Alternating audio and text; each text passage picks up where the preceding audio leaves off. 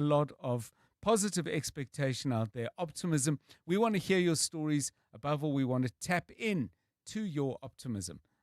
If indeed you've got something you are willing to share. 072 702 1702 and 011 883 0702.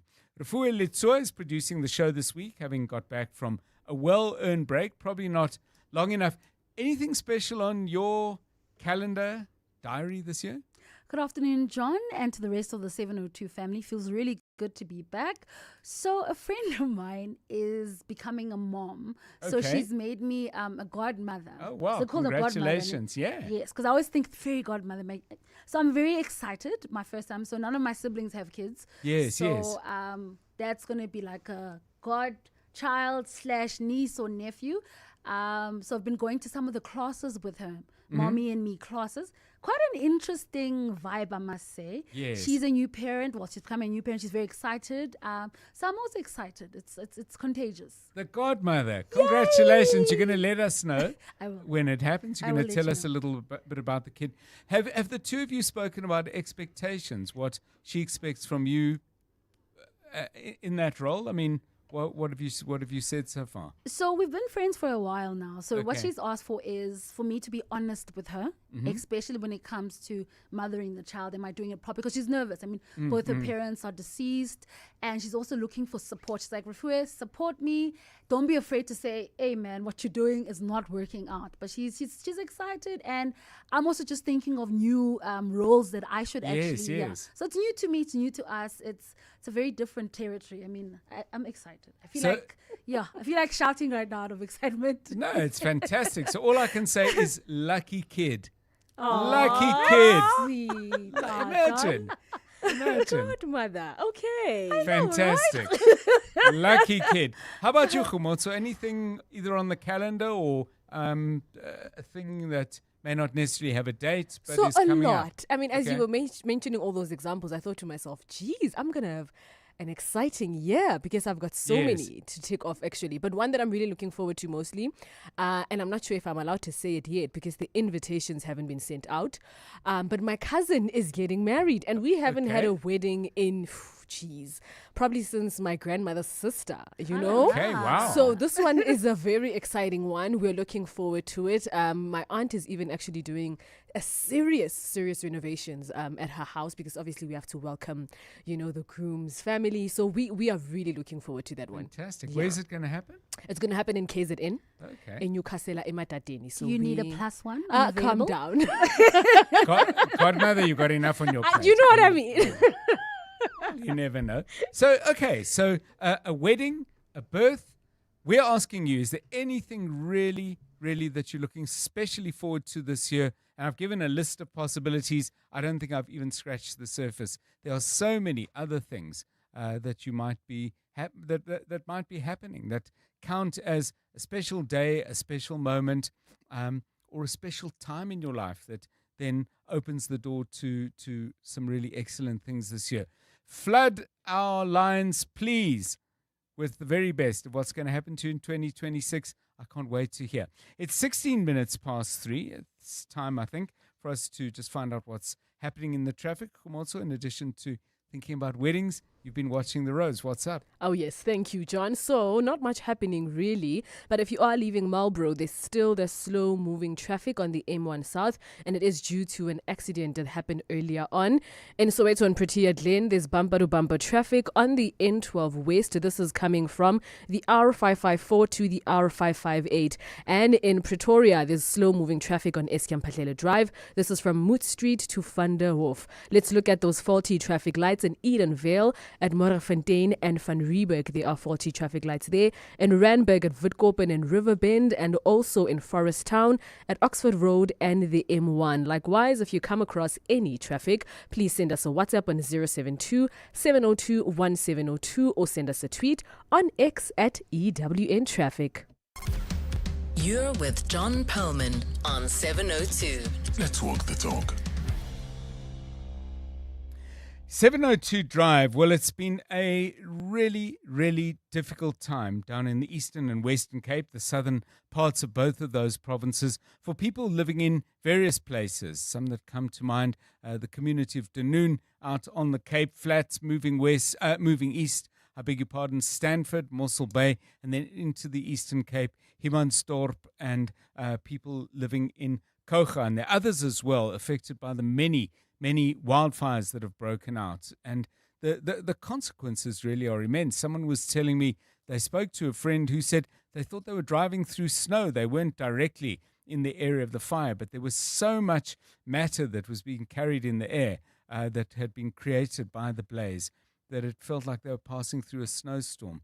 Ash everywhere, really quite terrifying. And of course, the loss of property, the fear created, the fact that young people are meant to start their school year and under these kind of circumstances. And I was just reading that people who had booked holiday accommodation in the Overberg, which is areas like Hermanus, have cancelled their holidays with all the consequences for people who are hoping to earn some money from that. It's a huge problem. Are we getting any closer to it easing up? Let's get an update from our EWN reporter, Ntutuzelo Nene, who's been in some of the operations centers that are keeping tabs on what's going on. Ntutuzelo, very good afternoon to you. What's the picture today? Last week we spoke to Working on Fire. They said 23 fires still on the go. Is it still as bad as it was last week? Good afternoon, John. Most of these fires have been largely contained, but there are still active fires in some areas of Franschhoek, as well as the fires around Pearly Beach and Stanford in the Overstrand region.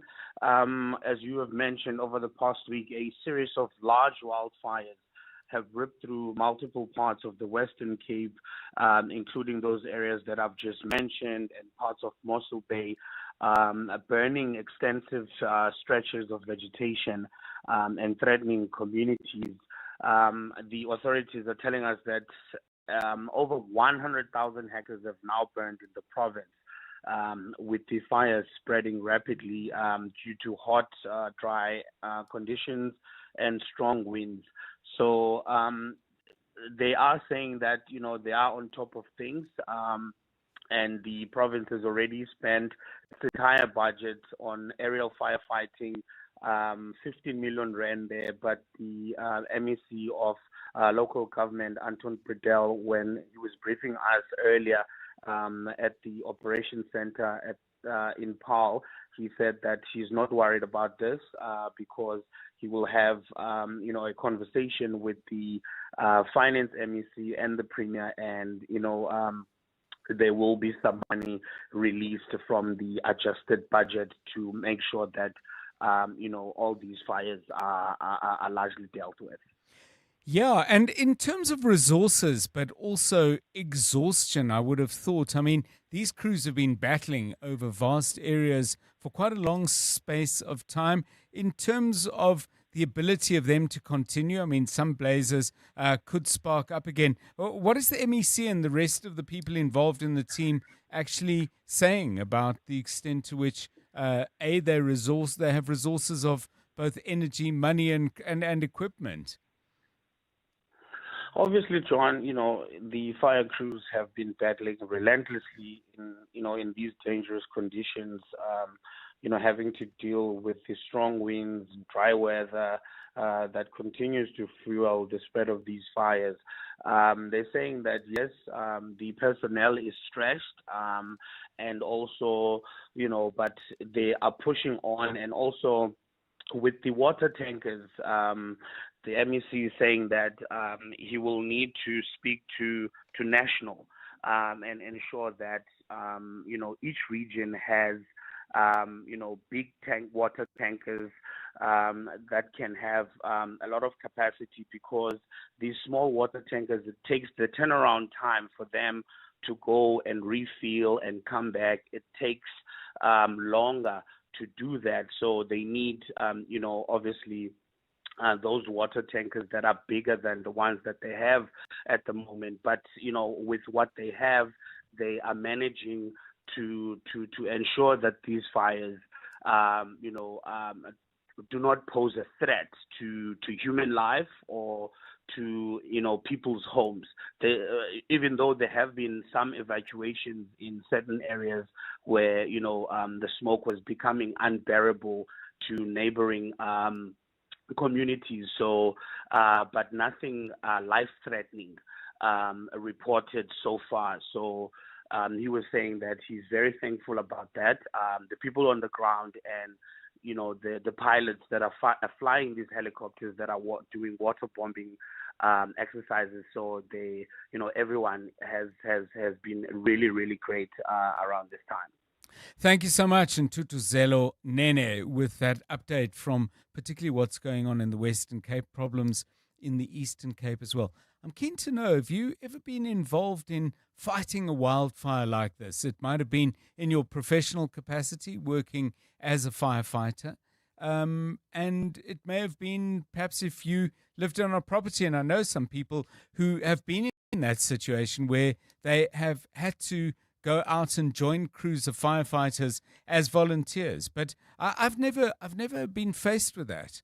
And I'm wondering if you have. Maybe you'd just like to call us and describe what that's like. So former firefighters, maybe leader of a team of people who actually battled a wildfire, or maybe a neighborhood where you either lived or were visiting was threatened by these kind of blazes and you got involved. Please do give us a call. I'd like to get a better sense of just how exhausting, and I would have thought at times terrifying this can be, but maybe the determination that comes from the threat, also something you remember with some pride. 011 883 0702 and 072 702 1702. It's 25 minutes now past 3. John Perlman on 702. 3 to 6 p.m.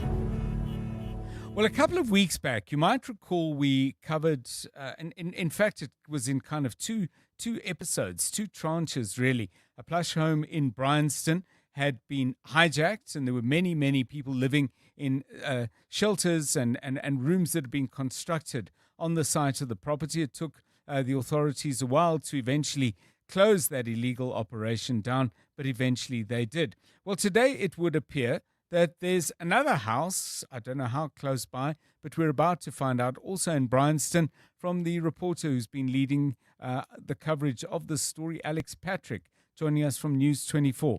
Alex, a very good afternoon to you. What can you tell us about hijacked home number 2? Is it close by? Is the modus operandi similar? Good afternoon to you. Good afternoon to you, John. Thank you so much for having me. Well, not only is it similar, it turns out that this hijacked property is also allegedly hijacked by the same man who hijacked the Grosvenor Road property. This is in Brianston Drive, so it's very close to the area.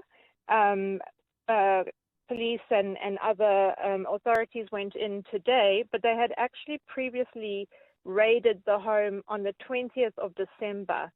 And just down the road from that, we're very grateful to one of our readers, a News 24 reader tipped us off to another home in Brianston Drive.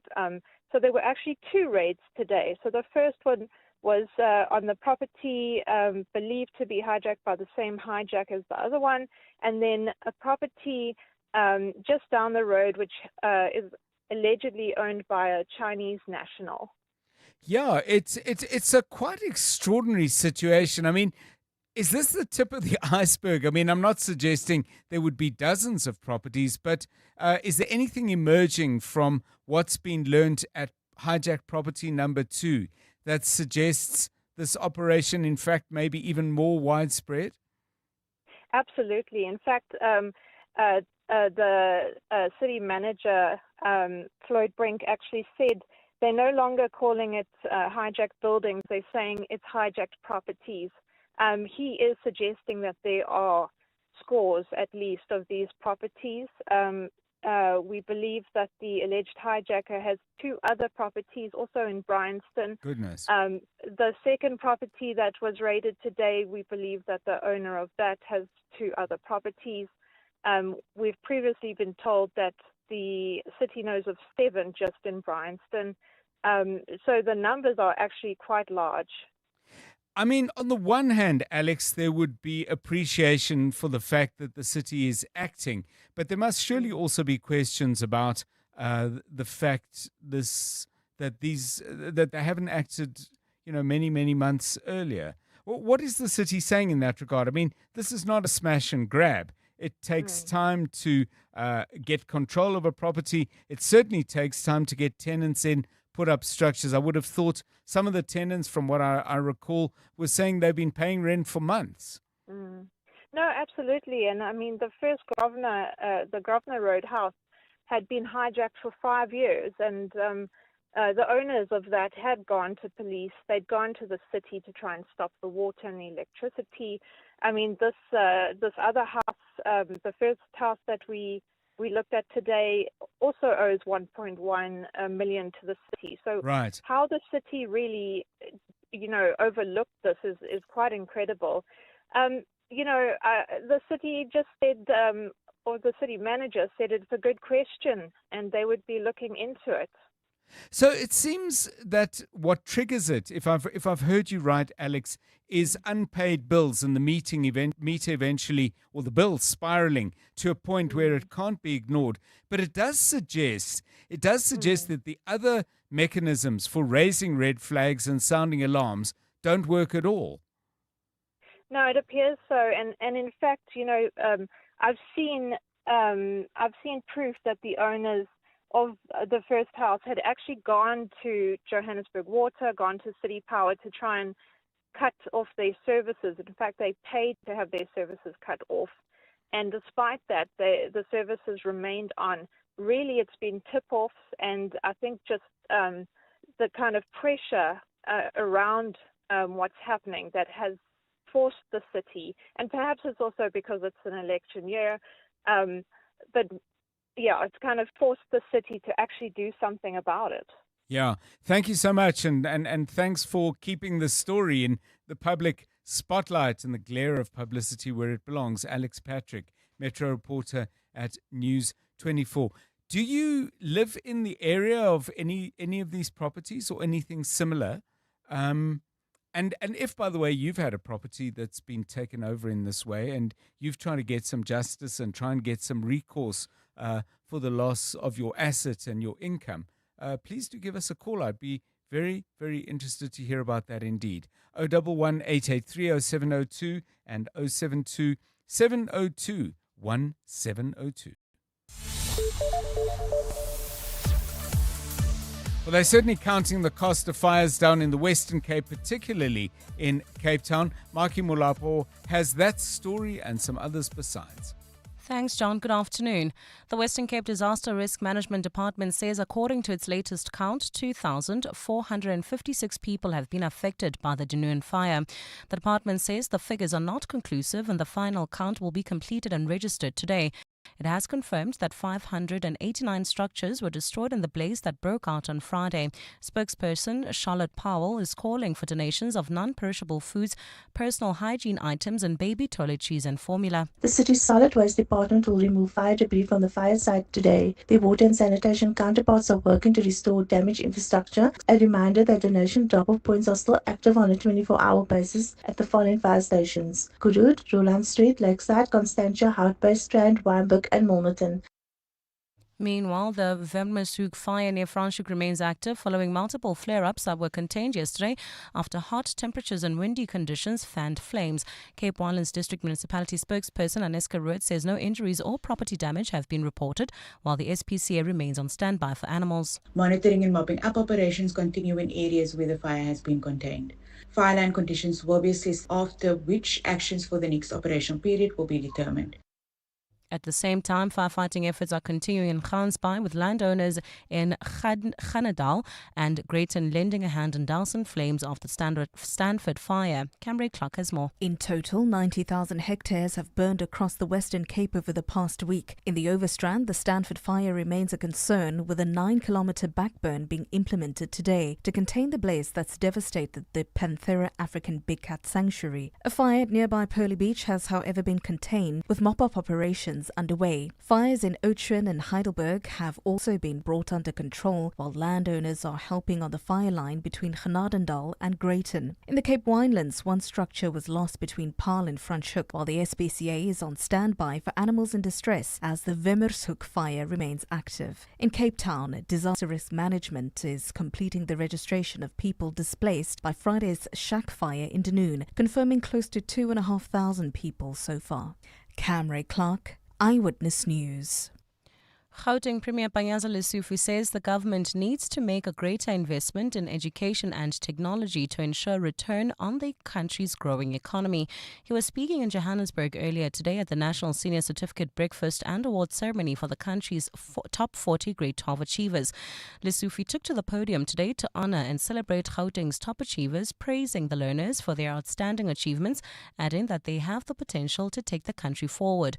But he says in order to do that, there must be a focus on technology, emphasizing that pupils should no longer worry about issues such as desks or electricity in classrooms, but should instead focus on what they can innovate through the use of artificial intelligence. Some of these children one day, they will develop that fridge. Even when you are still at home or you are still at work, you are somewhere driving, you just send a text message to a fridge minister and say, "Dear fridge, please defrost this meat at this sauce, at this temperature, so that by the time I arrive at home, the fridge should just say, "Dear Madibuseng, your food is ready."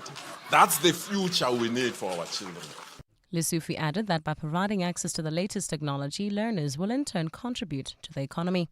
And in Nepal, more than 27,000 unemployed youth have applied for temporary police jobs. This comes as the spotlight turns on the country's unemployment rate before citizens take to the polls in March. Nepal estimates it suffered losses of more than $500 million following September protests which toppled the government. This resulted in 15,000 people losing their jobs. AFP is reporting that the country plans to fill 149,090 police posts ahead of voting, with each recruit paid roughly $280 for 40 days of service. I look at your weather. It's a partly cloudy afternoon in Gauteng today with isolated showers and thunder showers expected. Temperatures are peaking at highs between 26 and 28 degrees. Look out for those faulty traffic lights in Garsfontein at Atterbury and Eros Road, and in Centurion at Old Joburg and Eitzig. The top story in Eyewitness News. The Western Cape Disaster Risk Management Department says according to its latest count, 2,456 people have been affected by the Dunoon fire. Clement Maniatella. Weekday mornings, 9 to 12. 9 to 12. As things stand now, is the Venezuelan government taking instructions from the U.S.? I mean, I know the U.S. still wants to send an executive of sorts that's going to help run Venezuela. It's very clear that at least what pertains to oil, they have been complying with everything that the U.S. has been requesting. Raul Stock, he's the director of Caracas Chronicles. Clement Maniatella. 9 to 12 on 702. Running a business can feel like a solo mission. I mean, you've got the hustle. If only your office Wi-Fi was your employee of the month. Turn on your success with Telkom Business, the partner that always shows up. Get a reliable 25 by 25 megabytes per second connection with Stream Connect Fiber for only 489 rands per month. This summer, your business deserves the best. Visit telkom.co.za/business for deals that connect your business. T's and C's apply. Telkom Business. Possible begins here. So, does your loan pay you back? With the Nedbank personal loan, you can cover education costs and get 200 Rand cash back every month when you open a My Goals Plus or premium account with your loan. That's extra cash to help with life's monthly extras. Now that's a loan that pays you back. Visit nedbank.co.za or search Nedbank personal loans today. See money differently. Nedbank. We're a licensed FSP and registered credit provider. T's and C's apply. Need a seat? Try 7 or 5, it's your call. Want a sunroof? Make it a panoramic. Gotta have power? How does award-winning 138 kilowatt sound? The Changan CS75 Pro is big enough for the kids, smart enough for your playlist, and stylish enough for your Friday night too. Why settle when you can have it all without compromise? The Changan CS75 Pro. Drive tomorrow's SUV today. Visit changanmotors.co.za for more. Changan, driven to evolve. 702. WhatsApp John on 072 702 1702. Hello, John. I trust you're well. On your topic on expectations for the year, well, I have a lot of things planned out this year. I got fired last week. Doing articles, or I was doing articles at the time, and I did 1 year articles. So now the plan is to at least go to law school, finish the 1 year remaining, and then also I have a chess career planned out. Due to my amount of free time, the amount of free time that I have now. So yeah, it's hectic. Hi, 702. Yeah, man, on exciting things that are happening. My son is Matric 2026. I'm very anxious and very excited. I don't know, it's a different feeling when you've got a child going for Matric. Absolutely, it's nerve-wracking for me. Can also imagine how it's nerve-wracking for him. But I don't know, I'm excited, I'm anxious. Yeah, so that's what is happening this year. I know it's nothing, but he's my only baby. So that's why I'm feeling a bit excited. It's something different. Bye. Yeah, thanks for those. Now, I just want to be clear about what I'm asking. I'm talking about exciting things that are going to happen to you where you have the agency. Yes, it would depend on other people doing things. So Joe has said Spurs winning the Champions League. I'm not. We're not going to debate whether that's a likely thing or not. But I don't. That's not what I'm asking you about. I'm asking you about things that are quite personal, things that you're going to do. A new job, possibly you're getting married, possibly you're having a kid. In the case of Refuwe, she was talking about her excitement at a close friend naming her as the godmother of the child that her friend is expecting, and so on. So, yeah, I don't want to have you send in things that I don't read, and then you wonder why I asked and I don't read them. So let's just be clear about the question. 20 minutes to 4. EWN Sport. And speaking of sport, football, Tolakele, FA Cup games over the weekend, and there's apparently some problems at AFCON. Absolutely, John. And Manchester United will play a 40-game season for the first time since the 1914-15 campaign. That's after they were knocked out of the FA Cup by Brighton. 10 Man United lost 2-1 as former striker Danny Welbeck scored his 8th goal against the Red Devils since leaving in 2013. And with 17 games left this season, interim coach Darren Fletcher insists they can turn their campaign around. There's still a Champions League place to fight for, and I still think that can be achieved this season. But probably the objective this season, with the quality we've got and the league positions and how tight it is, they've still got a lot of league games left that they can achieve that. So that's where all their focus and energy is going into, improving as a team, improving quickly, and don't waste the season. Liverpool right back Conor Bradley will undergo surgery after injuring his knee in the goalless draw at Arsenal. Bradley fell awkwardly near the touchline in stoppage time in an incident that sparked a melee when Arsenal's Gabriel Martinelli pushed him off the pitch, thinking he was attempting to run down the clock. Switching over to AFCON, where CAF will investigate the violent confrontations that marked the conclusion of 2 quarterfinals. Opposing players jostled with each other after Morocco beat Cameroon on Friday, and where Nigeria overcame Algeria the next day. Video showed the referee being pursued down the tunnel by Algerian players after their 2-0 defeat, and altercations among journalists from the two countries in the mixed zone. At the same time, the Super Eagles are through to a record 16th semi-final, and Victor Osimhen has discussed what it means for them to remain in title contention. First of all, I want to say a very big congratulations to the whole team for the kind of performance they put against a very good team like Algeria, and the kind of quality player they possesses. And for me, I just did my job. I tried to fight for the team. I tried to get goals or assists, and I'm happy both worked for me today. But I don't want to take the glory later on. I think the whole squad deserve the hype, deserve the praise. And Ulster have been awarded a 28-0 victory and 5 points after their Challenge Cup game against the Cheetahs was officially cancelled. The match was due to be played in the Netherlands and was initially postponed due to an unplayable pitch less than an hour before kickoff. The governing body, European Professional Club Rugby, handed them the sanction after ruling that it's the hosting club's responsibility to ensure that the match can go ahead. As a result, the Cheetahs remain without a point in the competition following defeats to Exeter Chiefs and Stade Francais. Tola Mganga, Eyewitness News Sport. EWN Traffic. Kumoto Munyai with the very latest from the roads. How's it looking? Good afternoon again. Thank you, John. So we'll start in the north of Johannesburg in Ethel. Traffic is heavily backed up on the M1 North. This is from Ethel Oaklands Road all the way to Marlborough Drive. So if you could please just be a little bit patient as you head up there.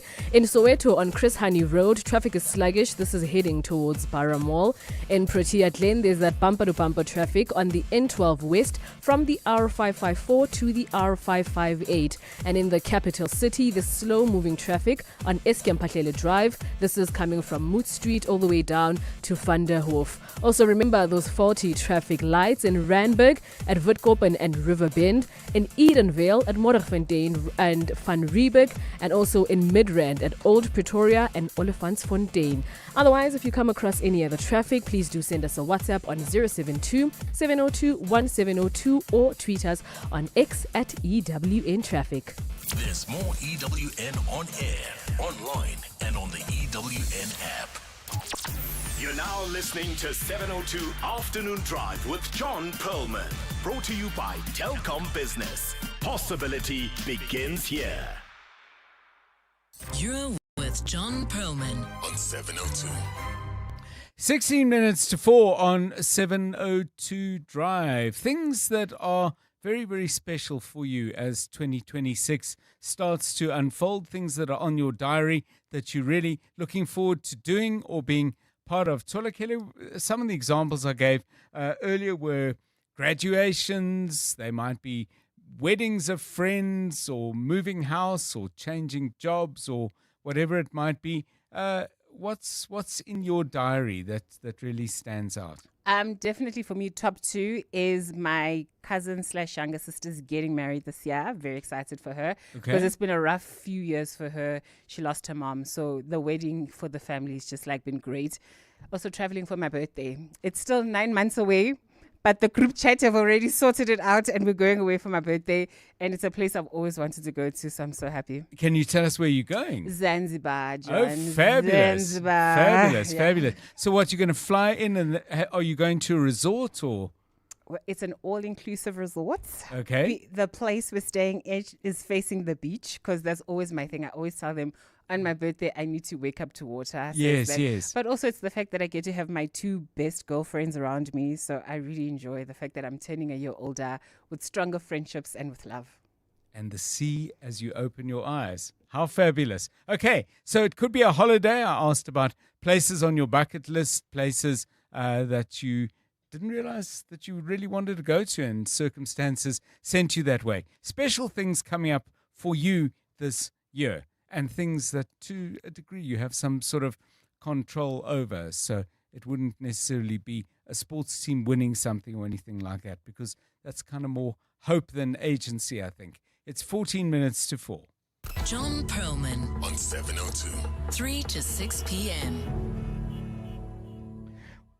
Well, this is a very interesting story indeed. Police have confiscated counterfeit and illicit goods worth more than 350 million rand. This during takedown operations during the festive season. What does it tell us about this particular thread of crime in our country? To talk about this, we're joined by Colonel Amanda van Wyk, who's from the South African Police Service, where she is a spokesperson. Colonel, welcome. And thanks very much for giving us your time. To what extent, well, how does this compare with previous years? Good afternoon to you.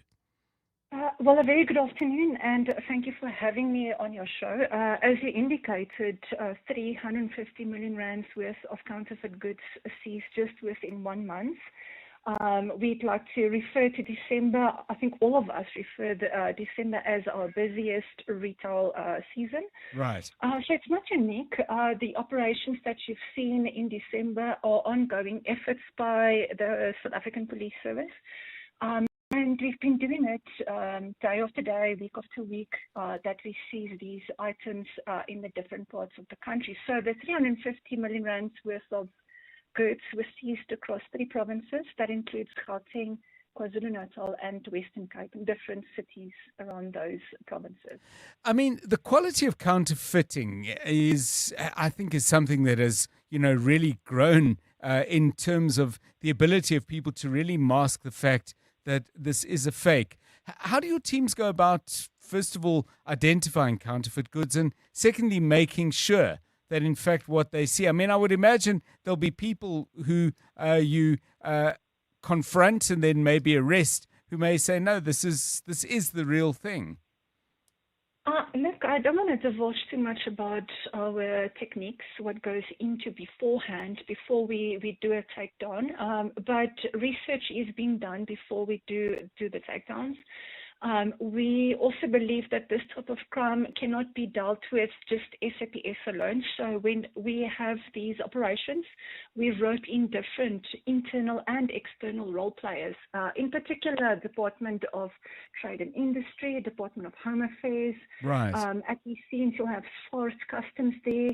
And also when we have specific operations, when intelligence tells us that we will be picking up specific items, for example, electronic devices or pharmaceuticals, because also amongst those 350 million rands worth of items we seized, we also had 1 million rands worth of illicit pharmaceuticals.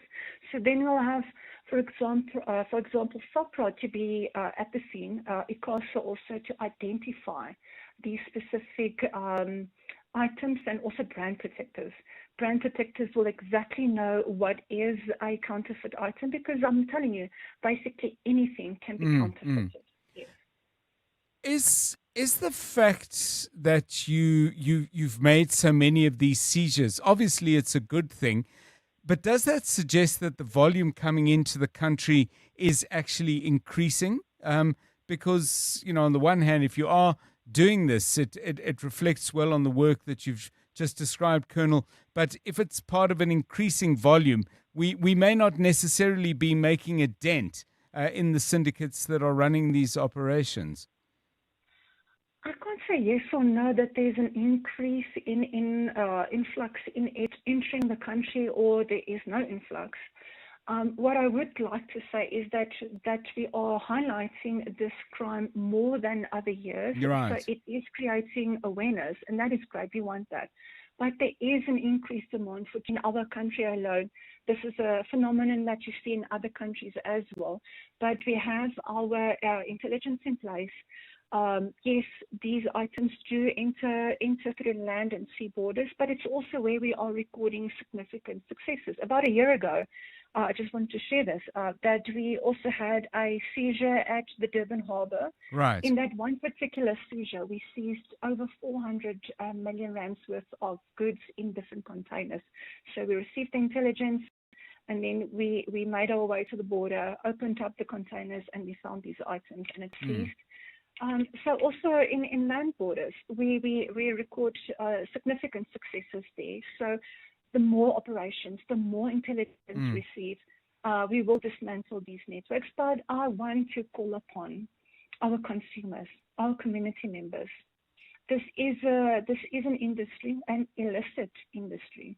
As long as we have a market for it, as long as we have consumers buying these items, it will still be there. So we want to call upon all consumers to think twice.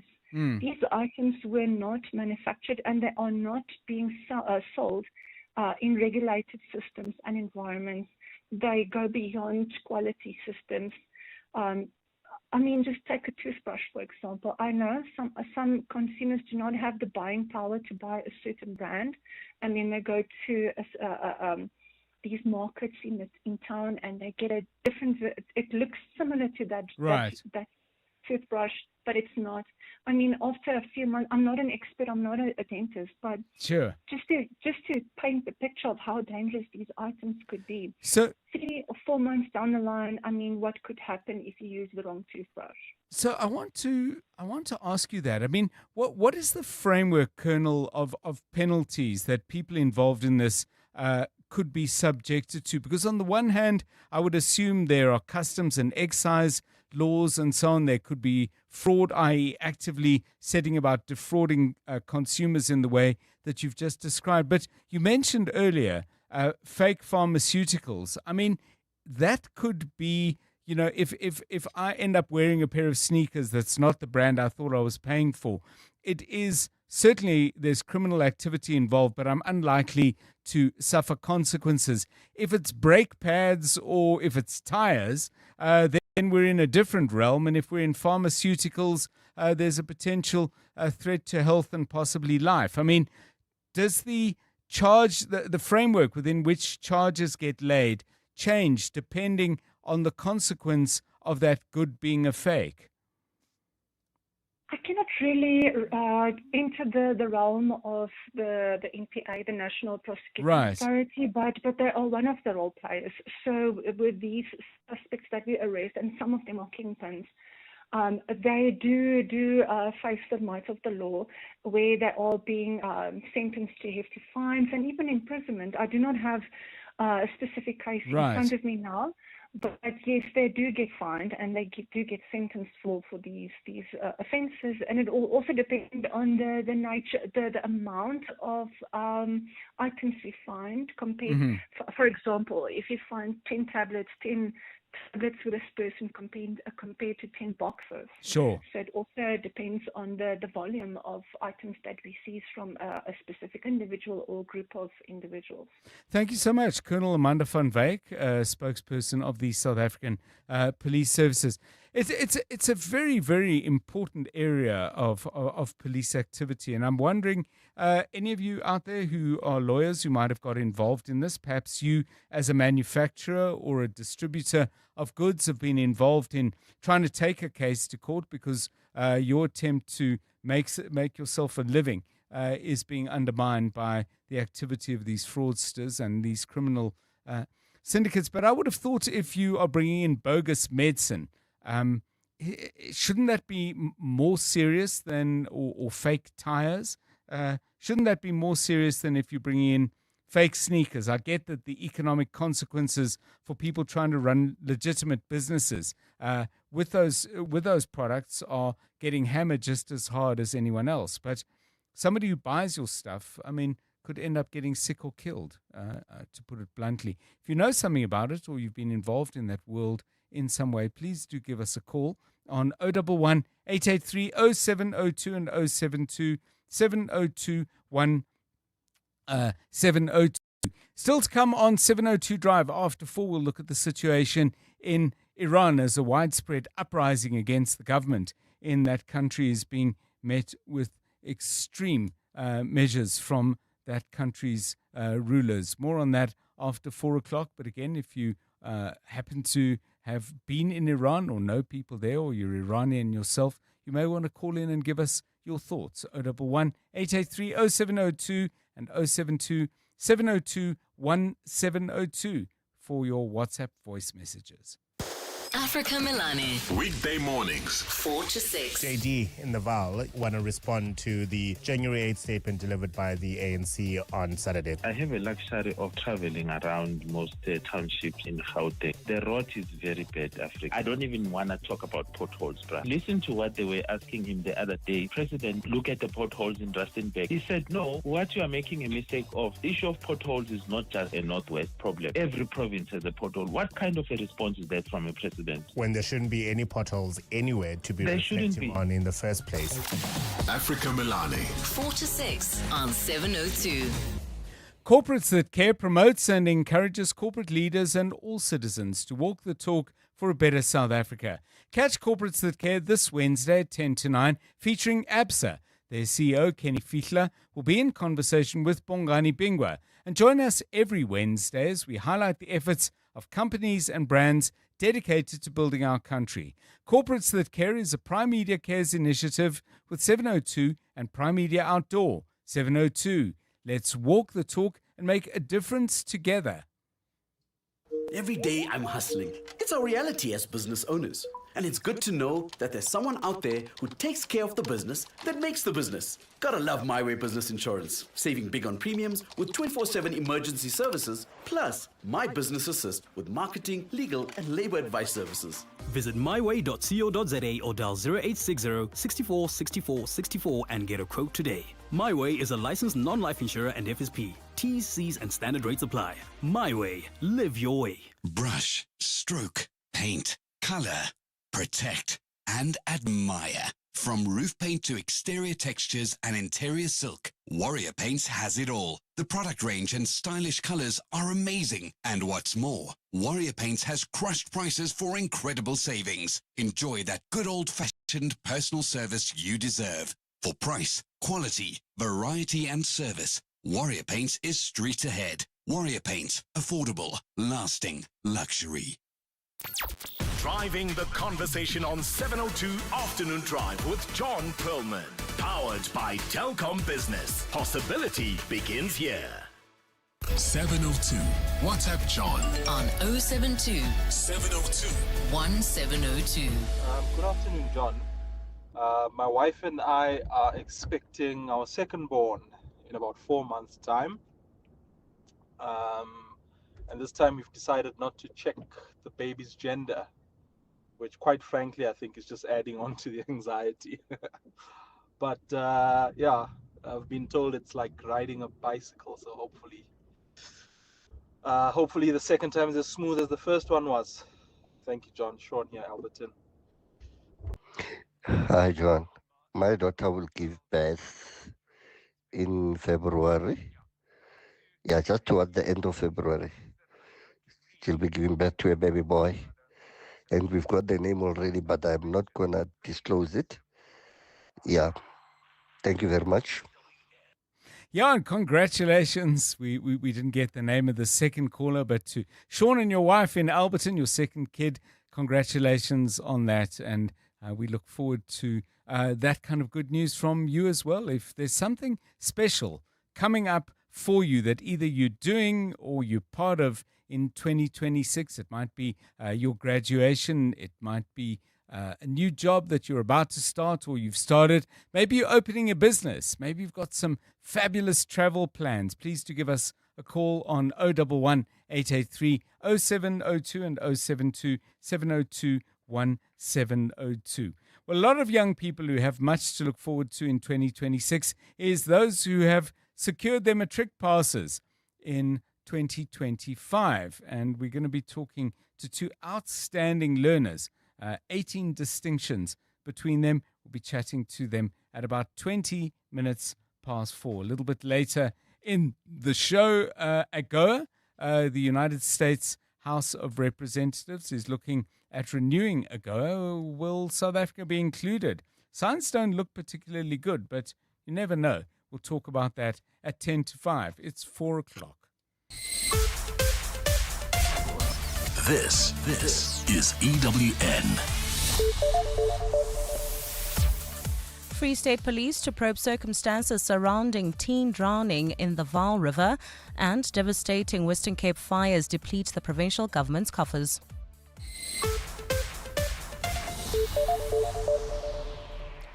Good afternoon, I'm Maki Molapo. The body of a male found in the Vaal River by police has been positively identified as that of Thomas Sithole, a Hoërskool Driehoek pupil who went missing on Friday. Family members identified the body of the 17-year-old after SAPS search and rescue members retrieved the remains from the Vaal River today. Sithole was reported missing on Friday after he allegedly went on a boat cruise with friends.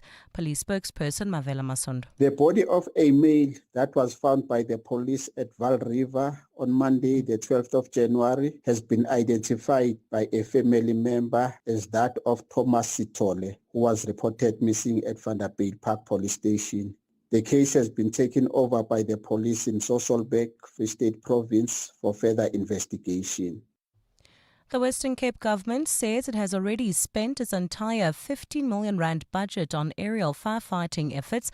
This after devastating fires tore through communities including the Franschhoek area and the Cape Winelands region, the Overstrand area around Pearly Beach, Stanford and parts of Mossel Bay over the past week.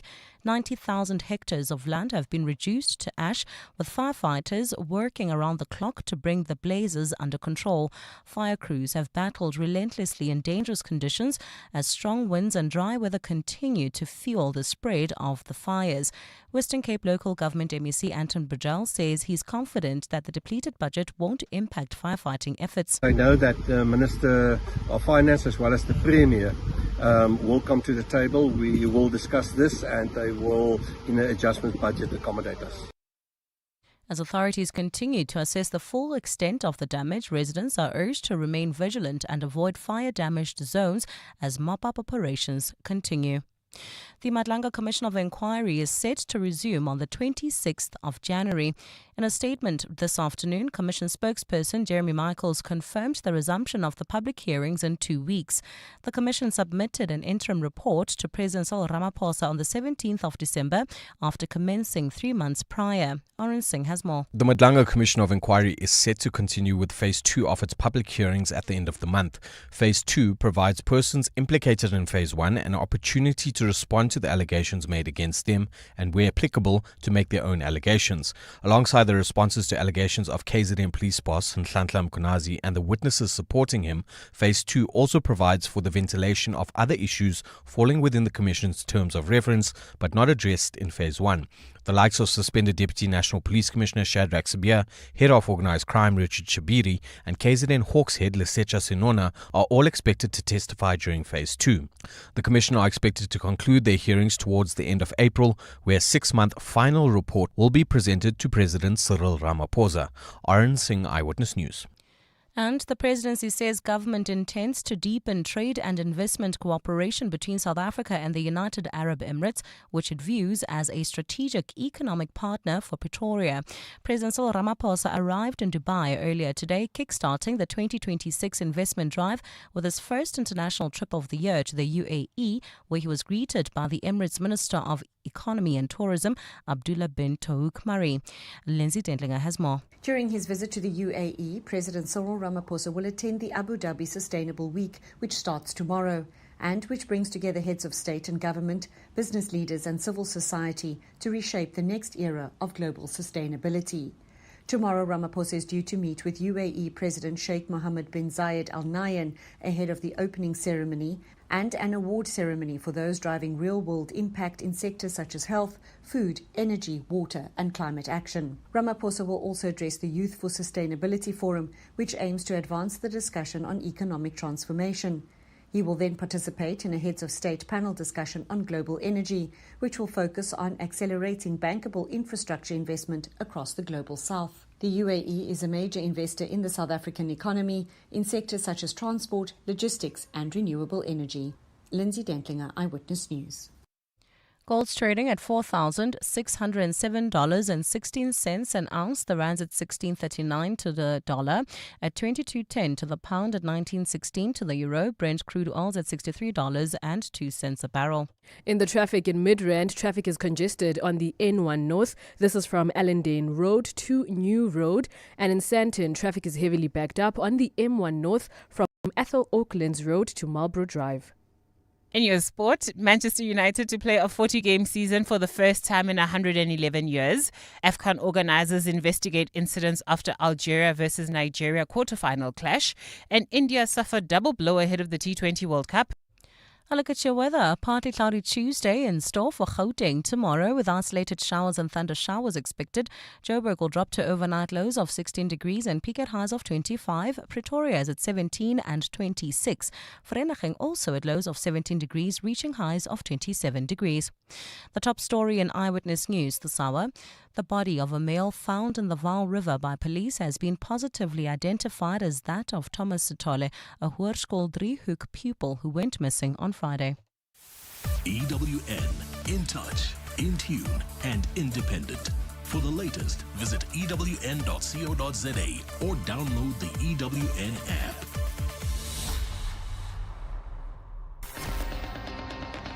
You're with John Perlman on 702. Streaming on the Prime Media Plus app, DSTV channel 856, 92.7 and 106 FM.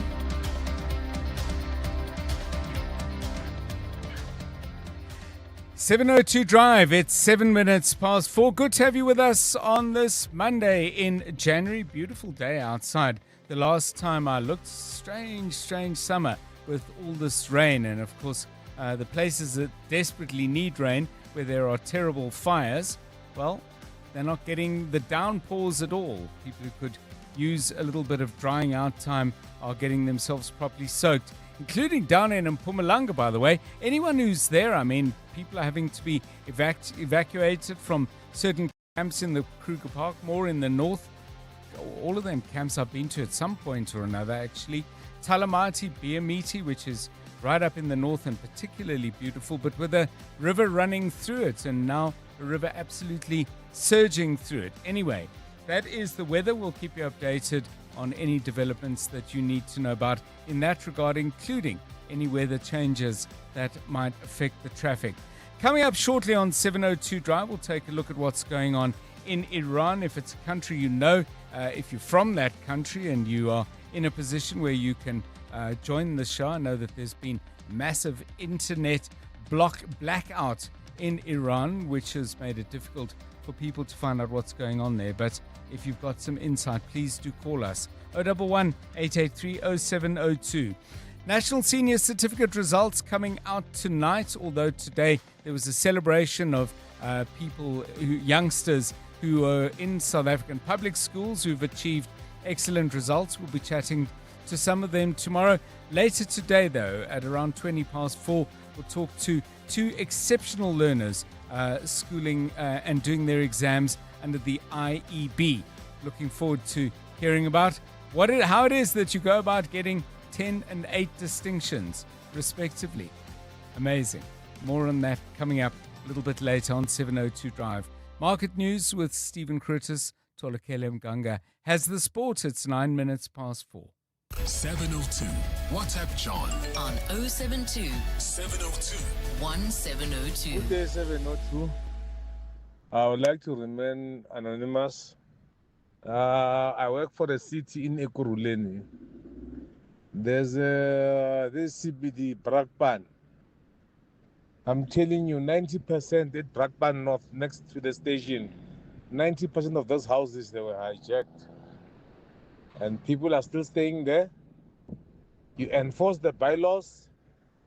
You cut the electricity. You close the water down. You come tomorrow, electricity is on. Some of them, they even got meters. They buy electricity direct from the municipality. You ask yourself what's going on.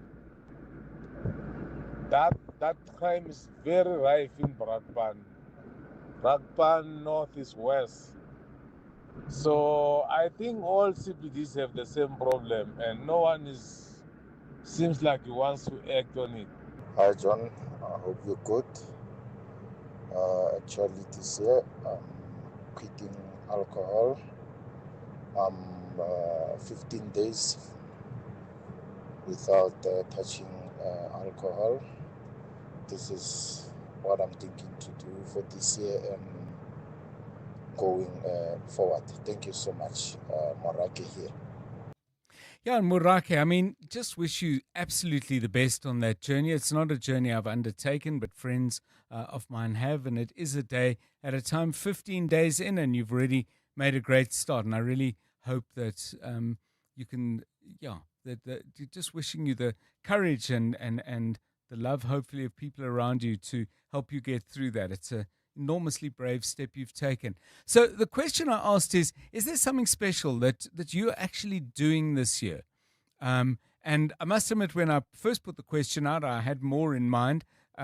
Things like, perhaps a wedding or a graduation, a new business, a new job, publishing a book, writing a song, doing stand-up comedy for the first time, starting a herd of Nguni cattle. Who knows?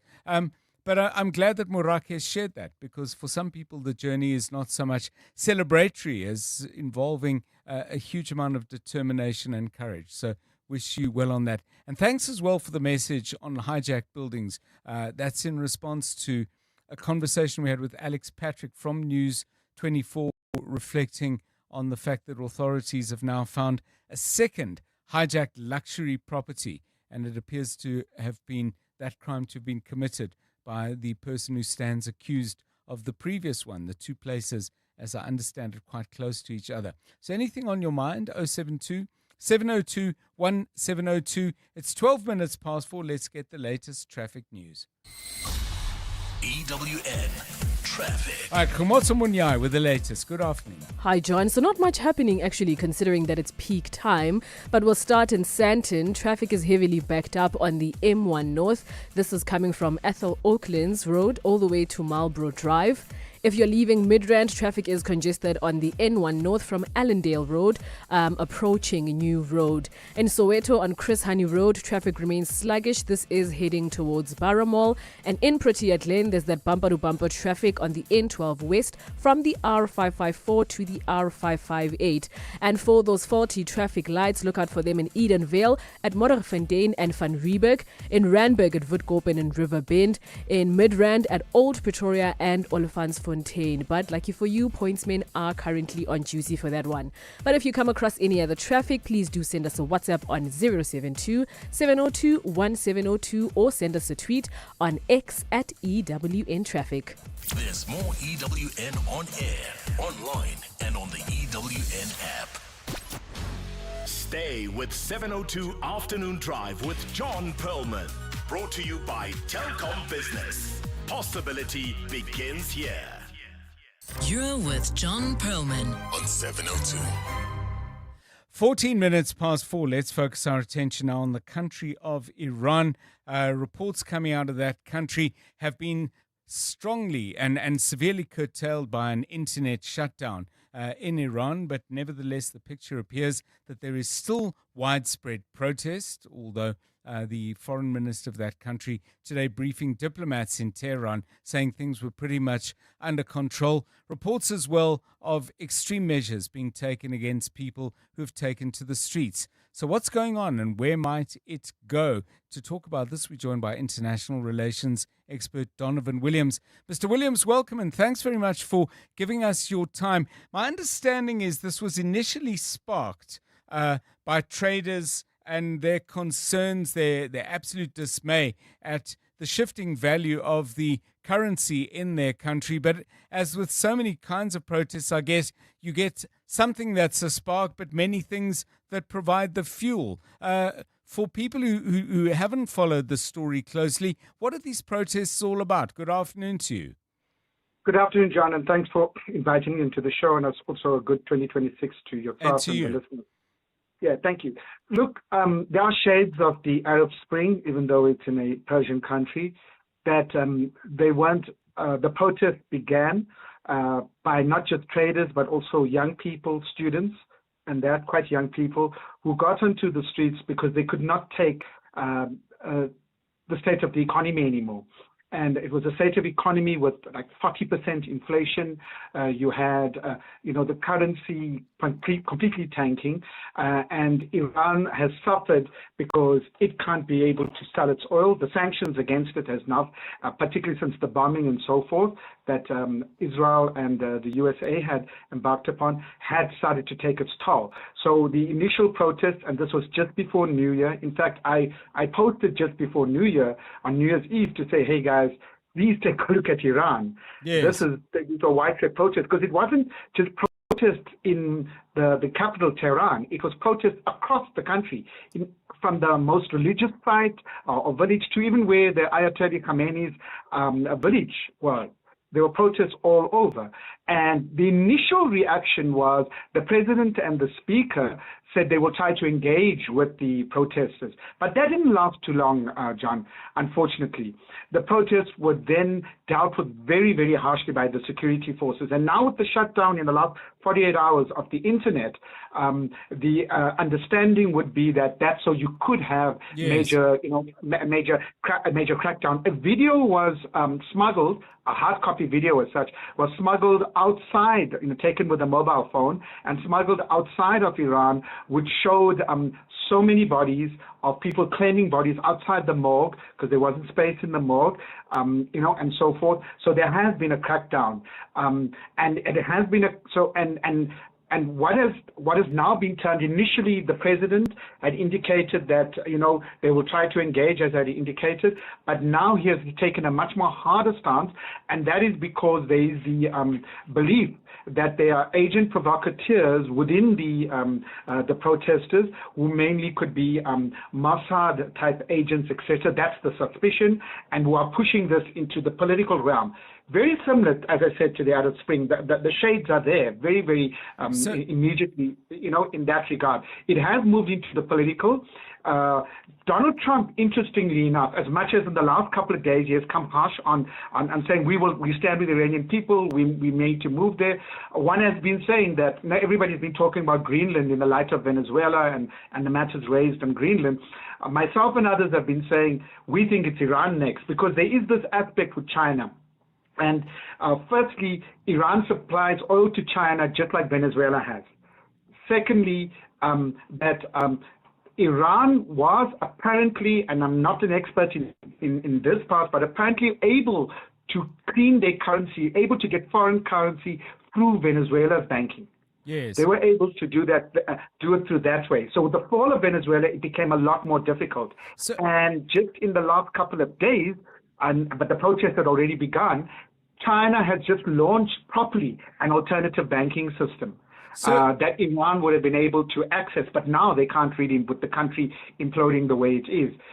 So, Mr. Williams, there's been mass unrest in Iran before. 2009 and 2019 were the most substantial of those.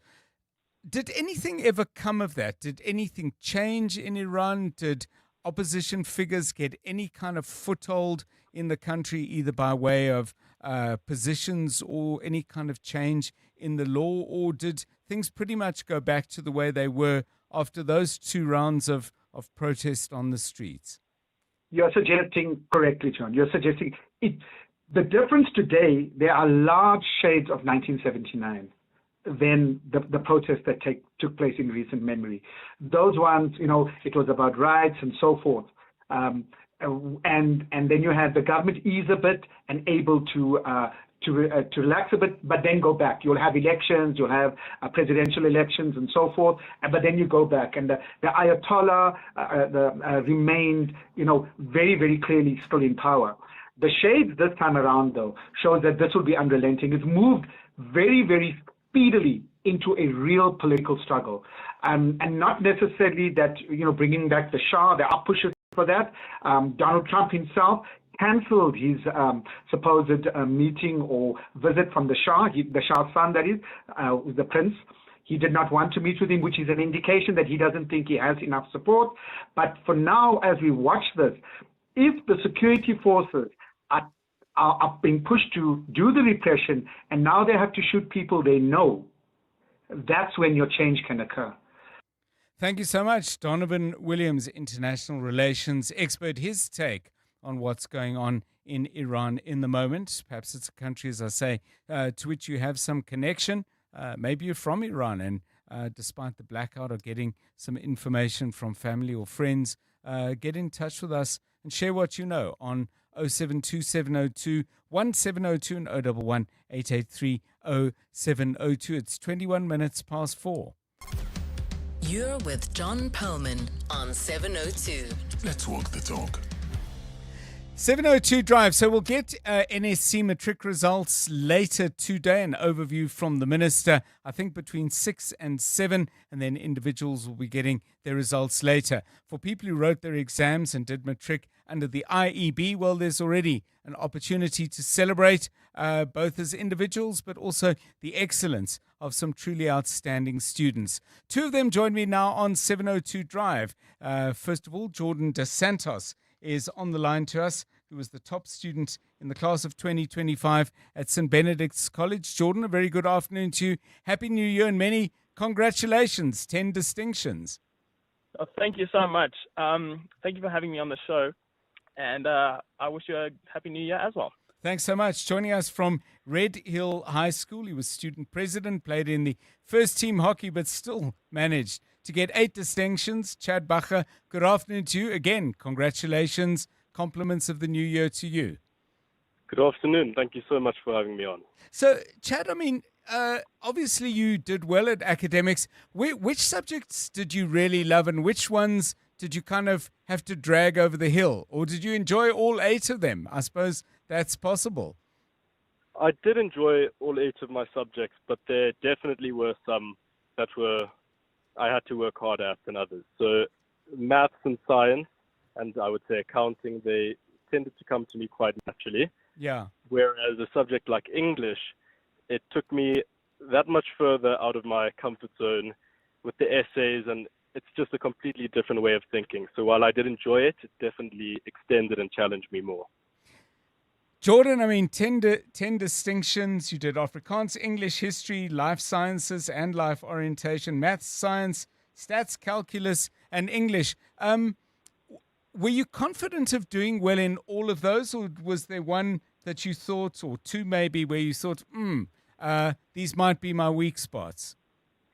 Well, I mean, I think it happens for everyone when you come out of an exam, and you'll have sections where you thought this was great, and other sections where you would not know if you did well or not. But I mean, if I had to pick one, I'd probably say my Afrikaans was, the exams were a bit more difficult than what I was expecting. But I think I pulled through at the end of the day. Yeah. Well, I think 89% is more than pulling through, but I guess as measured. What kind of year did you have in Matric, Jordan? I mean, did academics get in the way of other stuff that you wanted to do, or did you still have time for the other things that are meant to be part of school life, sport, or whatever it is that you enjoy?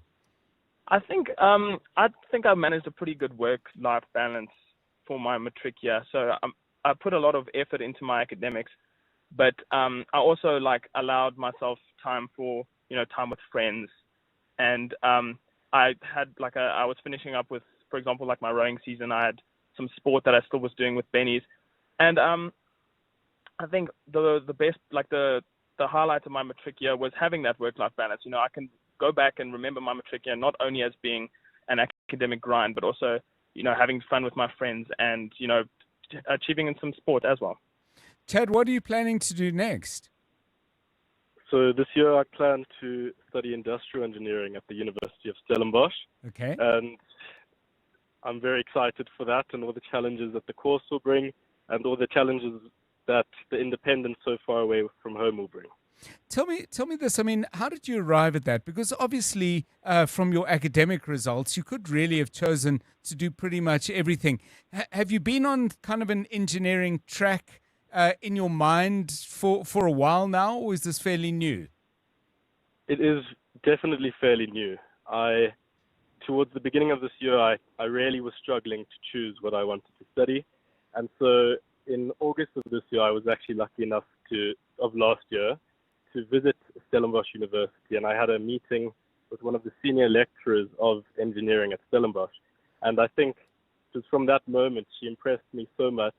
It aligned so well with everything that I enjoy that I knew it was the one. You're looking forward to being away from home. Is your family looking forward to seeing the back of you as well, or are they a little bit heart-sore and anxious? Well, I would hope that they're a bit heart-sore, but I think they understand that for me it will be the best move. Yeah. To explore the new independence. Jordan, tell us about 2026 for you. What are you going to be up to? So I'm going to be studying electrical engineering at the University of Pretoria. Okay. And I'm very excited because I've, it's been on engineering as I guess like a faculty or department has been on my mind as like my course of study for, I'd probably say the last 4 years. Okay. At one point I thought maybe I would do medicine instead, but as like a personal decision, I decided to stick with engineering. And then this last year I decided it was going to be between mechanical or electrical, and I decided on electrical. So when over that period, because clearly you've been thinking about this for a while, Jordan, when you imagine yourself being an electrical engineer, what do you see yourself doing? Do you see yourself as someone designing, inventing on the research side of things, or do you see yourself out in the world of industry and the application of that knowledge? It's not a decision you need to make now, of course, because much can change. But in terms of forming your goal, what did you have in mind, if indeed it was clear? I think definitely more on the design sort of things, like invention and design. Well, at least in my mind, I had it like that. But I'm also I'd like to keep my mind open, to sort of be able to diversify myself into, different parts of my field. Even if one day my degree leads me, or post my degree, it leads me into an industry that's not built world-based, I'd still like to put myself in a position where I can help people. That's, one of the things I want to do one day. Well, listen, congratulations to both of you. Well done. Part of a class of 2025 that's done amazing things. Chad Bacher joining us from Red Hill School, where he achieved 8 distinctions. Jordan Dos Santos earned 10 distinctions. He's from St. Benedict's College. And congratulations to everybody. Though we picked out 2 exceptional learners on the basis of the particular results, but the achievement can be measured in so many different ways. People face different challenges, people set different goals. So to anyone out there who's family of, or in fact matriculant yourselves, really well done to you. Tomorrow we'll spend some time with some of the top students coming out of the NSC system. We're just waiting on those results, and we'll do that at the same time tomorrow, 28 minutes past 4. EWN Business. Stephen Curtis, did you smack it out of the park in Matric?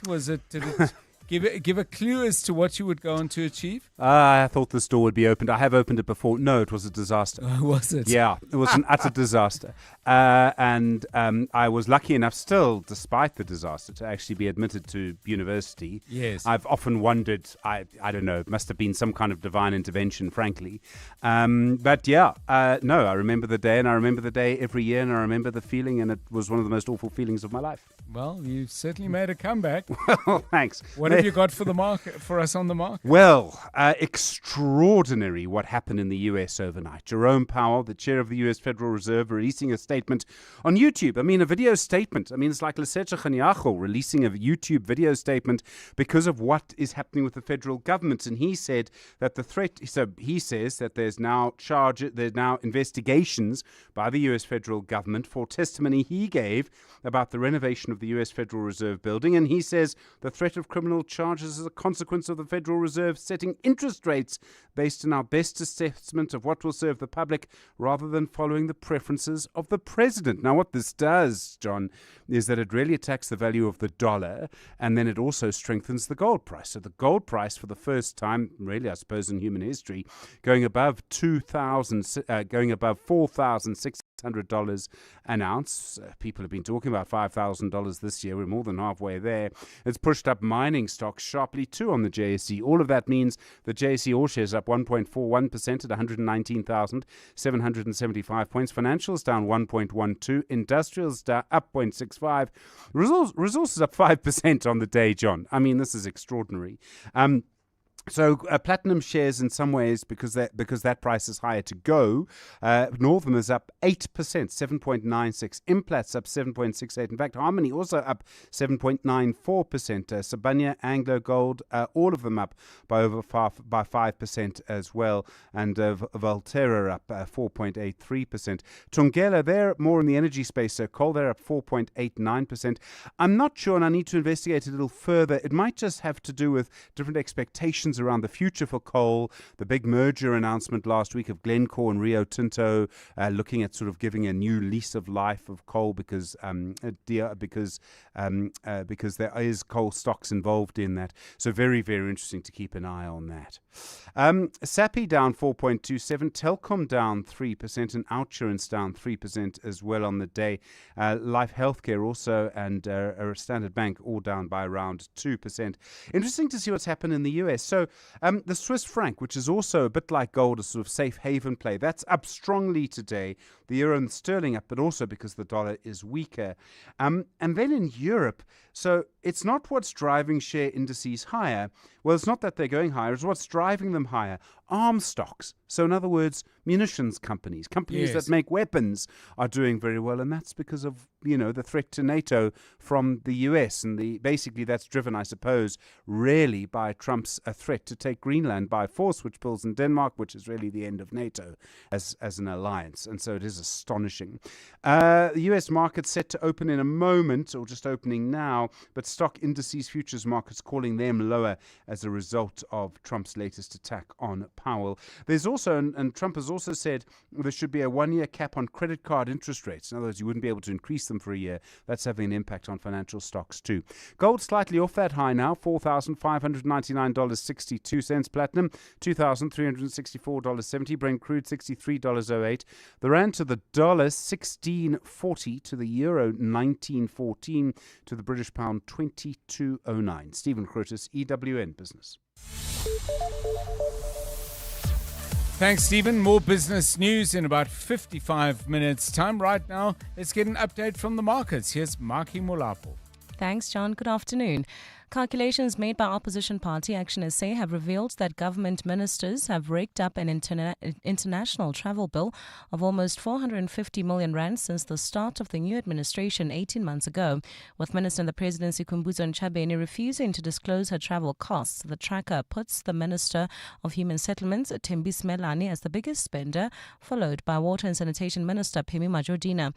The party says the costs back up the need for two of its bills to be considered by Parliament this year to curb perks for ministers and to do away with deputy ministers. Lindsay Dentlinger has more. At least 4 ministers have spent more than President Cyril Ramaphosa and International Relations Minister Ronald Lamola on international travel, including axed former Forestry Minister DAMP Dion George and Minister of Women Cindy Shikunga. They have each spent between 24 million and 32 million rand on their travel since June 2024. The party's Alan Beasley says given gross economic disparity and hunger in the country, government should be putting people before perks. It is clear that this bloated cabinet of the GNU is travelling further, more often and in more luxury. This level of luxury spending and a luxury lifestyle of the executive is outrageous and immoral. The party says this includes the more than 2 million rand spent by Trade Minister Parks Tau for just 3 nights in New York, while Health Minister Aaron Motsoaledi also spent 2.75 million rand for a 7-night stay in New York and a further 1.3 million rand for just 2 days in Brazil.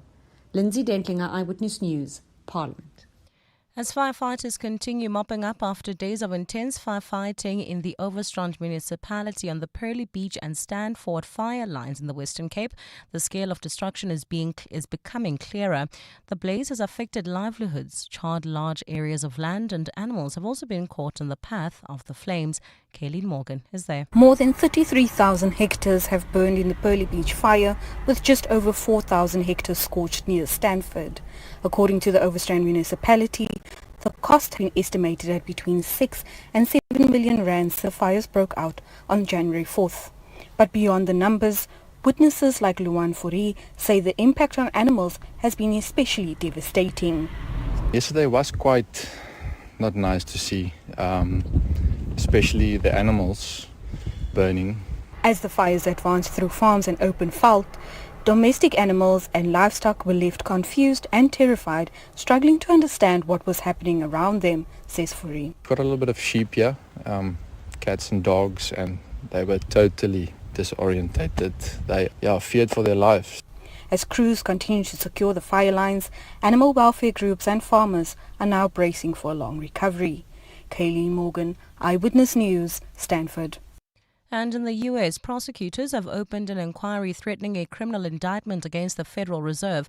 In a video statement yesterday, Chairman Jerome Powell said the U.S. Central Bank received grand jury subpoenas on Friday related to his Senate testimony in June, which concerned a major renovation project of Federal Reserve office buildings. He dismissed the subpoenas as pretexts after months of bitter conflict with President Donald Trump, who has publicly criticized the Fed for not cutting interest rates aggressively to bolster economic growth. Powell said the threat of criminal charges is a consequence of the Federal Reserve setting interest rates based on its best assessment of what will serve the public rather than following the preferences of the president. He branded the unprecedented action part of the administration's threats and ongoing pressure. The Fed, which makes independent monetary policy decisions, has a dual mandate to keep prices stable and unemployment low, with its main tool in doing so being setting a benchmark interest rate that influences the cost of borrowing across the economy. A look at your weather. A partly cloudy Tuesday in store for Gauteng tomorrow, with isolated showers and thunder showers expected. Temperatures will drop to overnight lows of 16 and 17 degrees and peak at highs between 25 and 27 degrees. In the traffic leaving Alexandra, there's heavy delays on the N3 South. This is heading towards the Galulis interchange. And at Midrand, traffic is congested on the N1 North from Allendale Road approaching New Road. The top story in Eyewitness News. Calculations made by opposition party Action SA have revealed that government ministers have raked up an international travel bill of almost 450 million rand since the start of the new administration 18 months ago. The Midday Report. Weekdays, 12 to 1. The TRC Commission into TRC crimes that's been underway, there's been a call for Justice Sisi Khampepe to recuse herself from that. The former presidents, Jacob Zuma and Thabo Mbeki, are both asking for the recusal of Sisi Khampepe. Former President Jacob Zuma takes it a step further, and he believes that there's a personal vendetta against him because Justice Sisi Khampepe penned that judgment against him that resulted in his arrest. They go as far as saying that she's got blood on her hands. The Midday Report with Mandy Wiener. 12 to 1 on 702. 702. Now, there's really a wonderful, wonderful theatrical production coming to Joburg. For many people, it brings back memories because Cats was here in 2017, and South African audiences still look back on Peter Turin's previous stage productions of Andrew Lloyd Webber's timeless masterpiece. So this production is again brought to you by Peter Turin and GWB Productions in association with the Cape Town Opera, and it's a chance for a whole new generation to be enchanted by this wonderful work. It's coming to the Teatro at Monte Cassino starting on Saturday the 17th of January, and the best of Joburg is about to get a whole lot better. It's an all-new world-class South African cast, and you know, South African productions of internationally renowned musicals are always exceptionally good, and they've got wonderful material to work with. Cats has show-stopping choreography, the costumes are extraordinary, and of course the music, unforgettable tunes including the anthem, which you're probably already humming, Memory. So many characters to fall in love with, all drawn from the terrific writing of T.S. Eliot all those years ago. Magical Mr. Mistopheles, The Mystery of Macavity, alongside all the other favorite Jellicle cats. It's already been seen by over 77 million people worldwide. It scooped every single Best Musical Award from the West End to Broadway. It is the perfect show for the whole family this year. Let the memory live again. Get your tickets today. Do it straight away because they are going fast. I know, I try to get some for myself. Go to webtickets.co.za. This year, Red Hill School celebrates the achievement of our class of 2025. Our IEB students achieved a record average of 4.3 distinctions per candidate, the strongest results in our school's history. Our international baccalaureate students placed in the top 10% globally, well above the world average. Results like these don't happen by chance. They reflect dedicated students, committed teachers, and families who partner with the school. At Red Hill, excellence is never accidental. It's built together. Visit redhill.co.za for details. The festive rush doesn't wait. Orders, deliveries, messages, calls. This summer, you'll need connectivity that doesn't tap out when the pressure is on. With Telkom Business, you get reliable, high-speed connectivity for just $2.99 per month. That's our unlimited LTE, all hours basic plan, 10 megabytes per second. No caps, no excuses. This summer, your business deserves the best. Visit telkom.co.za/business for deals that grow your business. T's and C's apply. Telkom Business. Possible begins here. Infrastructure, capital, industrial renewal. This Wednesday, Nedbank CIB joins Clement Manyatela for a conversation on unlocking South Africa's economic potential through strategic infrastructure investment.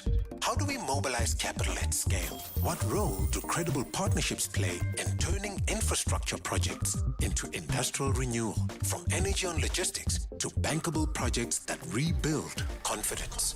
It's a discussion focused on execution, not ambition.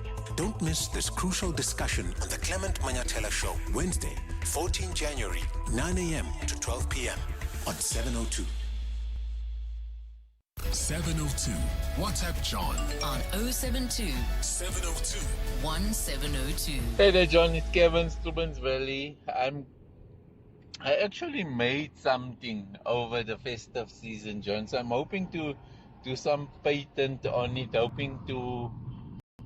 hoping it's going to be successful, because the process of actually finding similar or same products is so, it's quite a mission, but I'm really hoping that it is unique, and then if it's unique, I'm going to sell that idea, John. I don't think I'll want to take it further. Just get some money for it, and then hopefully God blesses me with another one if it's successful. Always good listening to your show. Have a good day. Bye. Hi, good afternoon, John. Nora here in Heidelberg. Well, the issue of houses being hijacked is happening everywhere. I guess it's making headlines because it's happening in a leafy suburb. But I have friends who stay in Yeovil. Yeovil is almost, I can go on a limb here and say every fifth house is hijacked. When they come to switch off electricity, the guys that work for City Power are the ones who talk to the people that hijacked the house that get this kind of money together. I'll be back later to help you switch back on. So it's not a winning fight at all. So almost all those areas, Berea, Yeovil, those kinds of areas, most of the houses are hijacked there. Yeah, thank you for that. So we were talking about hijacked buildings, this in response to a story that's come out on News 24 and other reports, indeed, about authorities out in Brianston, again, a second house that they have found that has been taken over and turned into rack renting, I think is a fair description of it. So if you've had experience of that, please let us know. 702 Drive, it's coming up for 16 minutes to 5. EWN Sport. Tola Kelly, Sundowns making some signings in the window. What have they come up with? Good afternoon. Afternoon, John. And they've bolstered their ranks with the signing of Colombian striker Brian Leon from Independiente Medellin. Leon becomes the Brazilian's second acquisition of the transfer window following the signing of Munapula Seleng from Orlando Pirates. The Brazilians return to action next Monday. That's with a Betway Premiership clash against Orbit College. In England, Manchester United interim manager Darren Fletcher says their FA Cup defeat by Brighton has exposed the fragile nature of the squad. They lost 2-1 in the third round to end their hopes of silverware and are also condemned to a 40-game season for the first time in 111 years. A caretaker manager is expected to be announced this week who'll take charge for the rest of the season. Michael Carrick is the favourite for the role, and Fletcher says no matter who it is, it's up to the players to dig deep. The players have got to have to step up as well. They need to come together, and I would challenge them to do that. They've got enough leaders and experience and quality to do it. Learn how to deal with setbacks of conceding goals. Try and build confidence. By doing that, you're going to have to grind out ways to win. It's not always a pretty way, especially when you're low on confidence or you're conceding goals. Sometimes you have to roll your sleeves up, work hard, come together as a team, grind it out, and then from there you can build performances and momentum and confidence and results. Cecil Africa has announced his 12-player Springbok women's squad for their 7th Challenger event in Dubai. Nadine Roos will lead a team that features the likes of Zintle Mbumba and Ayanda Malinga. South Africa need to reach the final of the standalone tournament in the World Rugby Challenger Series to qualify for Sevens 2, which is the next hurdle for them to regain core status on the World Series. In cricket, Rishabh Pant and Washington Sundar have been ruled out of the rest of India's ODI series against New Zealand. That's with side strain and rib injuries respectively. The series will be followed by 5 T20s ahead of the 20-over World Cup. That one runs from the 7th of February until the 8th of March. And former world number 3 Milos Raonic has announced his retirement from tennis at the age of 35. He won 8 ATP Tour titles and more than $20 million in prize money over a decade and a half on the circuit. Tola Gilemganga, Eyewitness News Sport. EWN Traffic. 14 minutes to 5. Let's get the latest traffic news. This EWN Traffic is brought to you by cars.coza. Let's find what moves you. Khumoso, the latest, please. Thanks, John. I see those peak time delays are coming in now. In Sandton, if you're going towards Midrand, traffic is congested on the N1 North from the Betlu interchange, so please anticipate about a 20 minutes delay from there. In Alexandra, there's heavy delays on the N3 South. This is heading towards the Galulis interchange. Traffic is also heavily backed up towards the Johannesburg CBD. This is on the M1 South from Killarney Bends to the Crown interchange. We've also received a voice note from a 702 lander telling us about traffic on the roads. What do you have to say? Good afternoon, Dr. John and 702 team. There is an accident seen on M1 North just before Olifantsford takeoff ramp involving a motorbike. 2 lanes have been closed to traffic. Delays from New Route until that point. Thank you. Babalo in Pretoria. Thank you, Babalo. I can indeed confirm that. If you too want to be like Babalo and you come across any traffic, please send us a voice note on 072-702-1702 or send us a tweet on X at EWN Traffic. There's more EWN on air, online, and on the EWN app. Majestic handling. A V8 horsepower that is... This is very annoying. I'm trying to read a car radio advertisement. Whatever car you want to buy or sell, cut through the and just go to cars.coza and let's find what moves you. Cars.coza. You're now listening to 702 Afternoon Drive with John Perlman. Brought to you by Telkom Business. Possibility begins here. You're with John Perlman on 702. 702 Drive. Good to have you with us on the show. If you've just joined us, someone is asking Sandra for the names and the schools again of the 2 top students that we interviewed. Yeah, sure, with pleasure. Jordan Dos Santos from St. Benedict's College, who earned 10 distinctions. Chad Bacher from Red Hill School, where he was also school president and in the first hockey team with 8 distinctions. There you go, Sandra. 702 Drive. And by the way, join in this conversation if you like. If you want to celebrate a remarkable Matric learner in your own circle, maybe it's a family member, maybe it's a sibling, maybe you're a classmate, somebody who didn't necessarily post up results that we would be aware of, i.e. Putting up a lot of distinctions and so on, but maybe achieved against a set of other measures. If you want to pay tribute, and teachers, please feel free to take part in this as well. Pay tribute to particular learners. We'd love to hear from you, and we'll do that all day tomorrow as we talk about the NSC results. The majority of South African students write the NSC. 10 minutes to 5. John is on X. At John Perlman. So we were chatting about things we've done that we really are not ever going to do again. And the way the question was framed is, what is the thing that you just absolutely tried once, will never ever do it again, no matter how much money people paid you? I was in a bit of a dilemma because my thing that I will absolutely just never do again is paintball. I did it once as part of a team build. I could not get out of there soon enough. I just hated it. I don't know why. I'm not Why, even sure. John? Well, at first I thought because, I kept getting shot and it was really painful. But it was more than that. I felt I hated it. Was it the running around, being chased?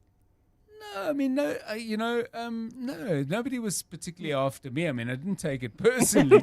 I don't think. Now that you mention it. Well. Because it was a work thing.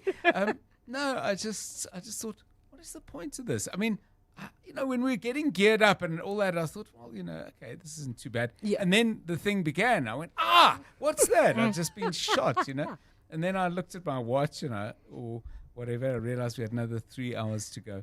Oh, wow. But however, if somebody, offered me lots and lots of money, I'd probably do it. But the general question, what have you done once and you said, I'm just never doing that again, no matter how much people try to browbeat me or bribe me or beg me, I ain't doing it. Definitely quad biking. I dislike it. Every time my friends are like, oh, let's add this to the itinerary, I'm like, guys, you'll find me at the shed waiting for you. Really? I dislike quad biking. I remember a few years ago here when we went to Sun City for a team building thing. The worst part, they put me in the front. And I said to the guy, first of all, I don't speed when I'm driving. And I know these quad biking people are going to be like, why are you so slow? I just don't like it. I don't enjoy being unsure where I'm going, having to bump and all of those things as I'm driving. I just don't like it. Do you like paintball? Yes. Okay. I would definitely. So you guys can swap. So if I ever get a paintball ticket and you've got an invitation Invite to me, John. quad biking, Invite which me. I love, we'll swap tickets. How about you, Khomotso? That is so fair. Something you've done once and you just thought, nah. It doesn't have to be an activity. It can be absolutely Over to anything. you. So I've got two things. One, and I did it recently now over the Christmas holidays, was cook umkhodu. Oh, yeah. I will ever do that to myself. So umkhodu, tripe. Tripe, yeah. Oh, there's absolutely no ways. It takes forever. Have the you tried the smell, Woolies it's ready to sticky. go? Okay, there we go. But when you're home in the villages, there's no woolly, so you are kind of forced to do that. Another one, I've made this oath years ago, 5 years ago, is I will never sit almost half a day getting my hair done. Absolutely no ways. Okay. There are women who sit for like at least 12 hours getting their braids done. Oh, no. But That the I'm never hairstyle doing. is, when it eats, it eats. No. though. I don't care how beautiful it is. Even if it's on my wedding day, I'm never doing that to myself. Ever. So maybe we could arrange for there to be a salon at a cricket stadium. You can watch the cricket and have your hair done. ideas, And people can John. bring you a plate of mokhodu. I see a business angle there. It's probably not a very good one. Give us your call, please, on 011 883 0702 072 702 1702. 7 minutes now to 5 o'clock. John Perlman On 702. 3 to 6 p.m. Well, we've had a number of conversations, probably over more than a year, about AGOA, the American Growth and Opportunity Act, and its importance to various South African businesses. The motor industry comes to mind, but there are others as well. An American policy, a U.S. policy that allowed South African goods to enter the United States under very, very favorable tariff arrangements indeed. AGOA is up for renewal. The U.S. House of Representatives is going to be discussing it. So is this a conversation that involves South Africa, or are we pretty much out of it in terms of our likely inclusion? And that was always on the cards because it is aimed at countries with a certain economic profile. Bielani Mkabela is an economist who's been looking at this closely, and he joins us now. Mr. Mkabela, welcome. Happy New Year to you. Best of 2026, I hope, coming your way. In terms of AGOA, before we talk about what the Congress may decide in regard to South Africa, how much of a benefit has it been to us up till now? I will start by saying grace for breakthroughs and breakouts for all the listeners and the station. South Africa is expected to have a GDP reduction for about 0.06% to 0.2% due to the loss of this preferential trade access. I'm just starting that as a main point or firm proposition. And AGOA combined with the 30% tariffs will be more, as the growth prospects can be cut by as much as 0.4 2.5 percentage points in 2026. So here we're just speaking about figures that we're going to lose in our GDP.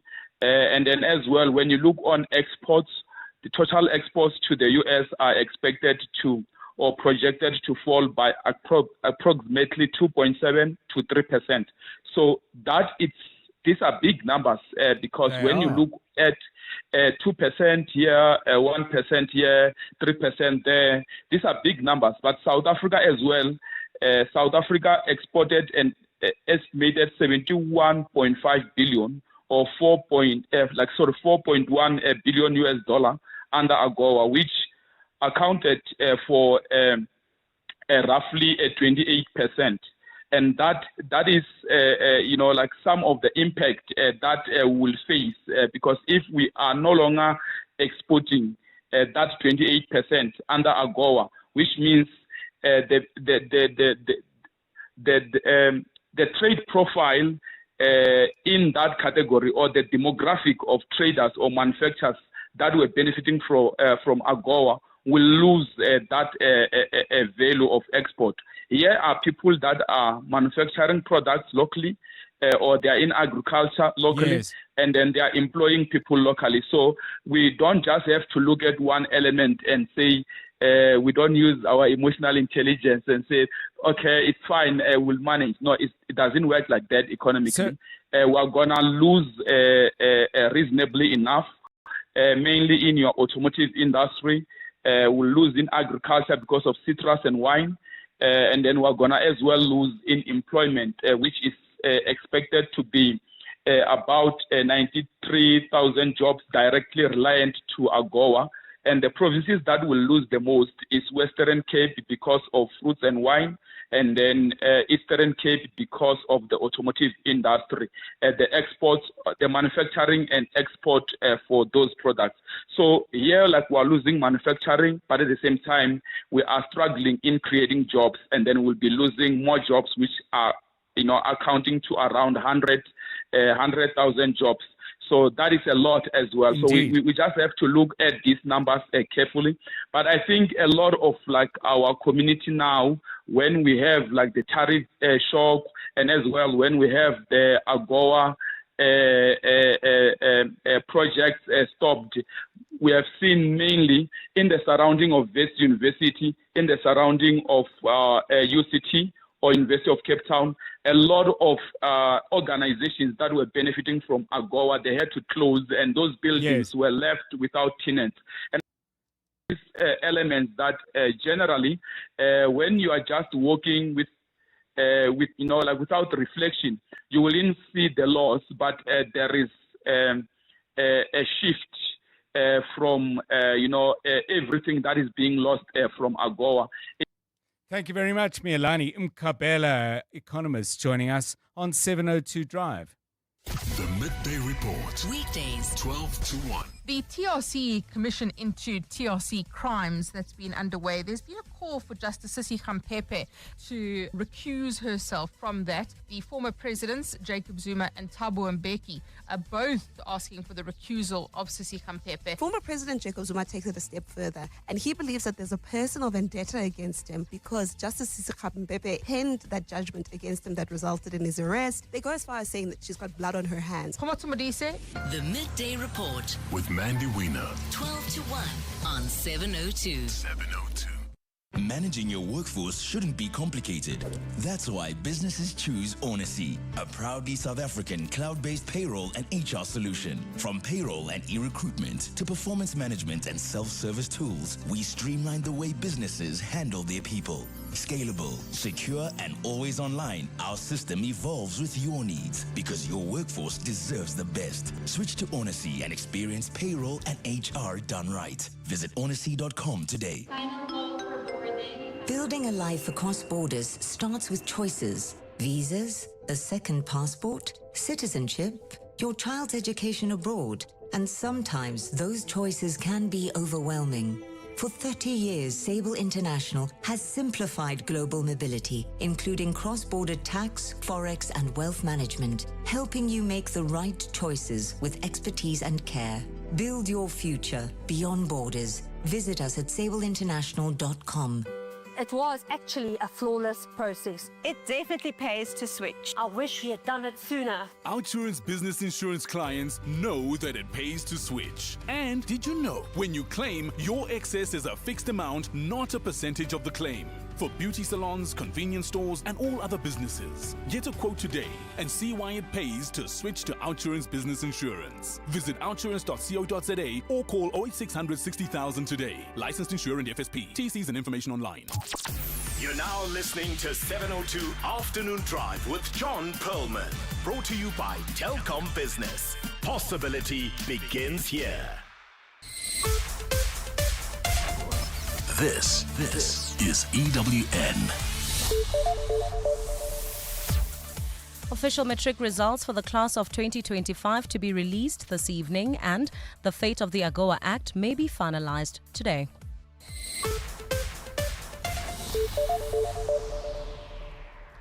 Good afternoon, I'm Maki Malapo. Basic Education Minister Siviwe Kwagube is set to release the official matric results for the class of 2025 in the next hour.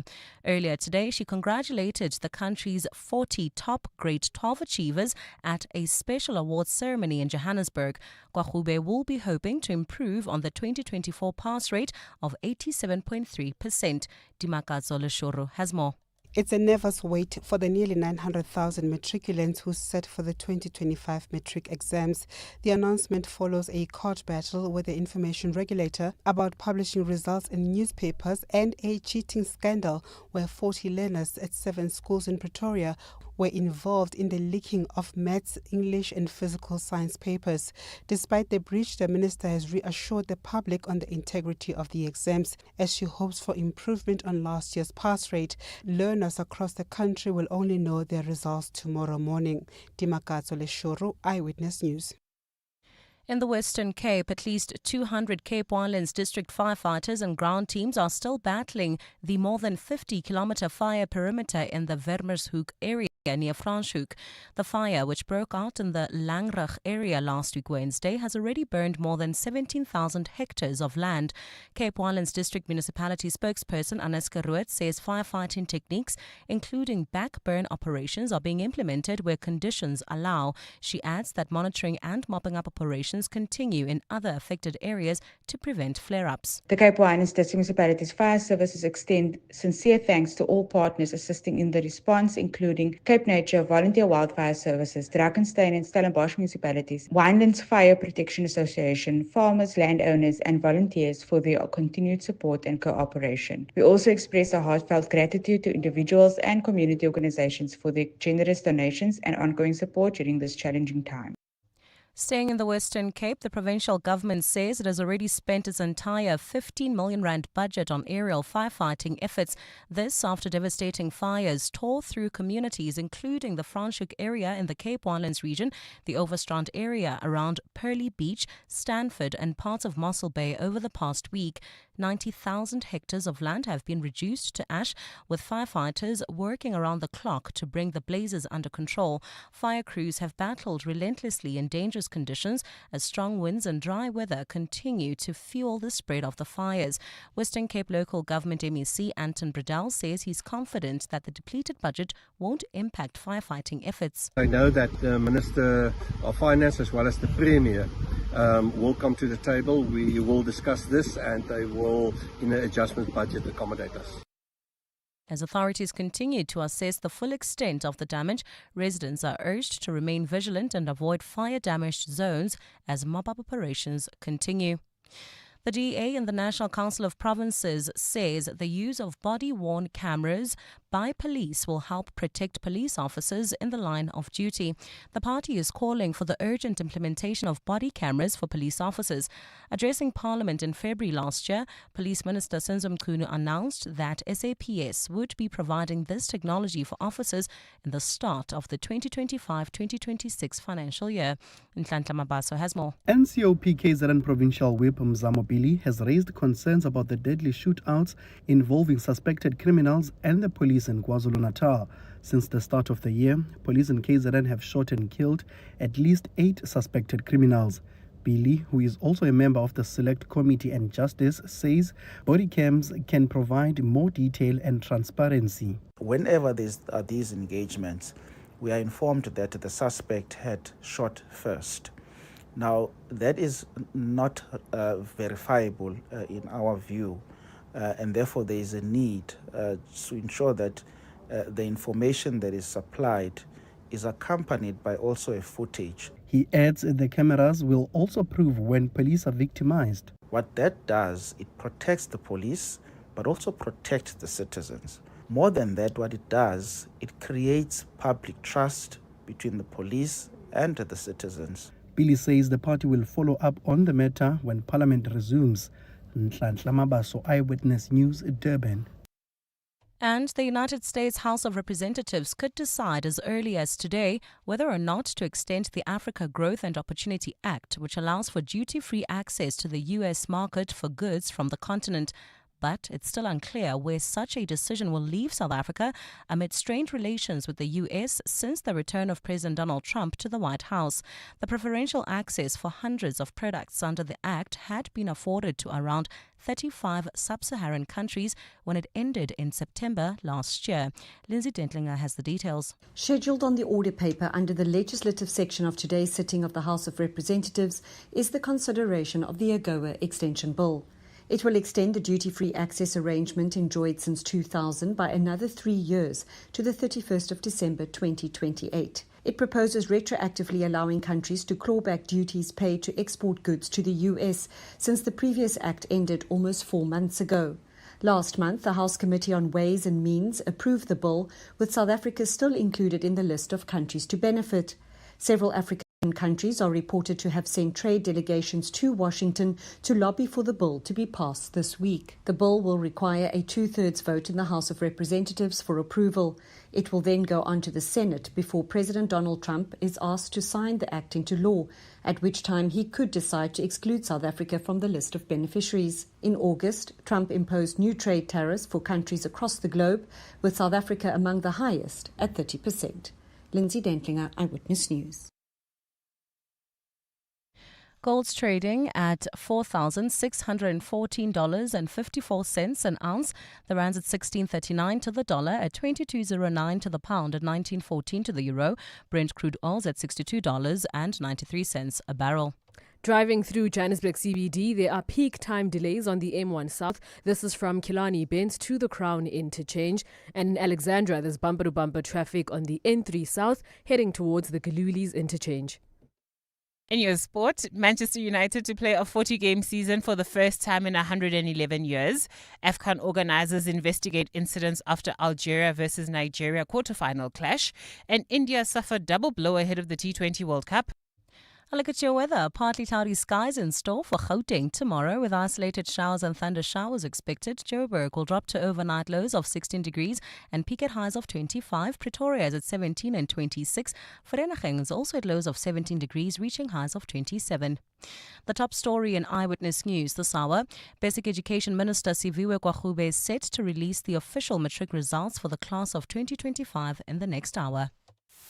EWN, in touch, in tune, and independent. For the latest, visit ewn.co.za or download the EWN app.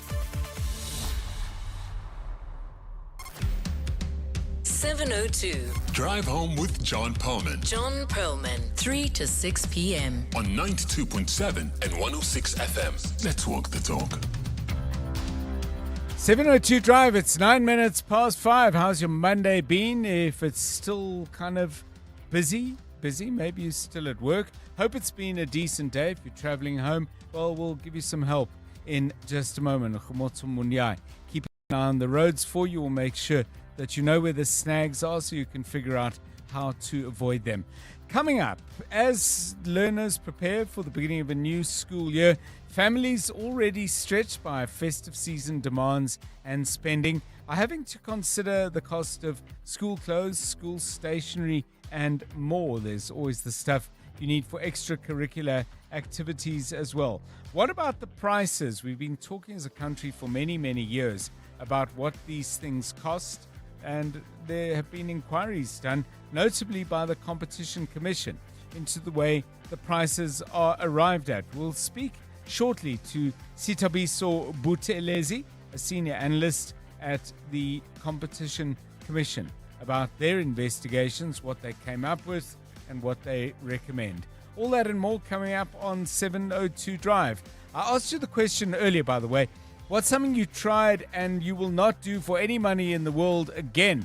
I came up with paintball. Tolakele Mganga came up with quad biking. Khomotso said she ain't cooking mukhodu on her own anytime soon, or she didn't even say if she would do it if there was a team. She clearly was not, shaking her head. No size of mukhodu making crew would help her change her mind on that. So some of you have responded to that question. Let's hear. Driving the conversation on 702 Afternoon Drive with John Perlman. Powered by Telkom Business. Possibility begins here. 702. WhatsApp John on 072 702 1702. If hijacking a motor car is a criminal offense, how come hijacking of a house is not? Hi, John. Rose here. I'm just trying to understand, if the house is hijacked, where are the owners? Like, how does it work? Were the owners renting it out? What are the owners doing now that it's hijacked? Are they I don't understand. Please, can somebody please help me understand that? Thank you. Good afternoon, Tata John and the listeners. It's Charles here from Pretoria. An activity that I actually felt like, wow, this is a useless activity. I'll never do it. Hiking. I went there with my woman in December, and I just didn't see the purpose of it because I grew up in the villages, the landscaping, the scenery. It's much more better compared to what I was facing that day. I was like, I'll never do this again. I don't even see the purpose of it. How's it, guys? Tata John, hey. That paintball thing, myself, I hate it with all my heart. Even if they can say they want to build a team, sorry, I'm not part of the team this time. I ain't coming. Yo, that thing is painful. Yo, hi, boo. Hi, and these. Okay, so no paintballs, no hiking. I mean, I don't hike as much as I used to, but I mean, for me, the purpose is to get to some place that you can't access any other way, and then enjoying the scenery along the way. The exercise is fun, hanging out with people. Yeah, no, hiking, it's not anything I'm ready to give up on, unless, of course, you encounter people along the way trying to shoot you with paintball guns. That could be a reason to give it up. 13 minutes past 5. What's that thing you've done once and will not do again? Call me on that. 072 702 1702. 13 minutes past 5. EWN Traffic. EWN Traffic is brought to you by Outsurance. SMS the word out to 45142 now. You could save on car insurance. If you don't, ask them for 500 Rand. Khomotso, busy yet? Oh, very busy. We'll start with that accident, John. On the N1 North, just before Olifantsfontein Road, it is now causing about a 20-minute delay, so please exercise some caution and patience, please. Staying with the N1 North, if you're heading towards Midrand, traffic remains congested. This is from the Butlu interchange. In Alexandra, there's bumper-to-bumper traffic on the N3 South. This is heading towards the Galulis interchange. And in Boksburg, there's heavy delays on Jet Park Road. This is coming from Kraft Road to North Rand Road. And in Benoni, traffic is crawling on Snake Road. This is from New Model Road to the N12 interchange. You can also look out for those faulty traffic lights in Randburg at Woodkorp and in Riverbend, in Midrand at Old Pretoria and Olifantsfontein, and in the capital city, there are also faulty traffic lights in Garsfontein at Atterbury and Eros Road. If you come across any other traffic, please do send us a WhatsApp on 072 702 1702 or send us a tweet on X at EWN Traffic. There's more EWN on air, online, and on the EWN app. The Outsurance pointsmen can't help you get back in the swing of things, but they can ease the traffic congestion, so you get to the office in time for a good start. With the OUTsurance pointsmen on the roads for the past 20 years, we can all get where we need to be quickly and safely. OUTsurance really means that when they say you always get something out. In proud partnership with 702, show them some love online using hashtag pointsmenlove, licensed insurer and FSP. You're with John Perlman on 702. Let's walk the talk. So we talking about school uniforms and what they cost. Clifford sent me this, and yeah, Clifford has kept this. It is a piece of lined paper, and handwritten is a list of school clothes. I don't know who compiled the list. It looks like it came from a shop, and it's handwritten, as I said, although a ruler is deployed right at the end on the final number, which is 13 Rand and 39 cents. And Clifford says this was when he attended Rittendale Primary in Pretoria. 3 pairs of khaki shorts, 3 Rand 27. 3 khaki shirts, 3 Rand 27. School cap, 1 Rand 15. A tie was 54 cents. The sandals, which were size 1.5, 2 Rand 45. Badges, I assume that's the school badges, 47 cents. A bag, 1 Rand 99. And a bag for carrying your swimming costume was 25 cents. And as Clifford does point out, this was in January 1964. It's a different order of business now. Now, you could just say, well, that's inflation and the numbers go up. But I think the question is this. What kind of pressure does the purchase of stuff for school put on your household budget and on you psychologically? So the numbers are neither here nor there, really, because obviously everything costs more than it did 62 years ago.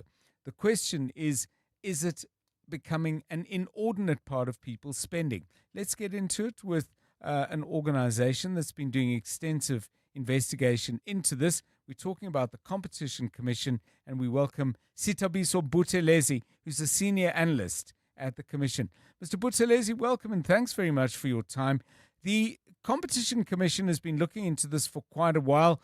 You've made clear what you think needs to change. Has anything actually changed? Good afternoon to you. Good afternoon, John, and good afternoon to your listeners, and thank you for having us. Yes, we, as you correctly mentioned, we've been involved in this space for quite some time. The Department of Basic Education started receiving complaints long time ago from parents mostly, complaining about the prices of school uniform and also the limited supplies where parents start shopping around looking for a specific supplier and they can't find one because the school has signed an exclusive contract with a certain supplier. We then got involved because in terms of the Competition Act, we are permitted to investigate issues of excessive pricing, one, where someone is charging excessive prices to consumers, but also we are required to investigate issues of anti-competitive conduct, and that can include exclusive contracts that schools sign with suppliers. So since we got involved in the space, one, we've been doing a lot of awareness to make sure that parents are aware that what their schools are doing, if they feel that this is anti-competitive, they can report to us. I think this is still a big part of why we're not receiving complaints, because most parents are not aware. So I think your listeners, it really helps when we spread this information that if you go to your school and you find that your school has got only one supplier, and your school also, your prices, you find that the price increase from 1 year to the next is way above inflation, you have the right to report that matter, and then we can investigate them. Did you find, Mr. Buthelezi, that there were similar patterns with stationery as there are with clothing? Yes.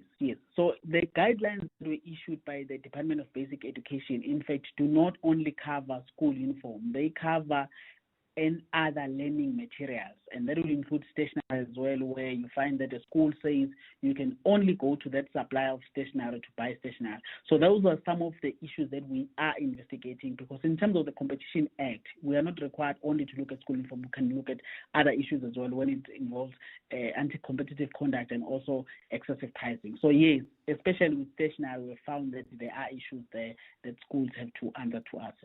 There has been, if I am right, part of the conversation has also focused on whether there should be more. I don't know if homogenization of school uniforms but things should become more simple. That yes, schools obviously have their distinct colors and there should be certain elements, but for every school to have a slightly different white shirt, or not every school, but for there to be distinctions around things that could be simplified. Would the Competition Commission go that far and say that needs to be looked into, or is that making it more complicated than necessary? Yes. By both the Competition Commission and DBE, we encourage schools to use uniform that is as generic as possible, to avoid specialization and all of that. But we are aware that, and in our investigations, we are aware that some of the specialized badges and all of that are part of the culture of that school specifically. So we are aware of that.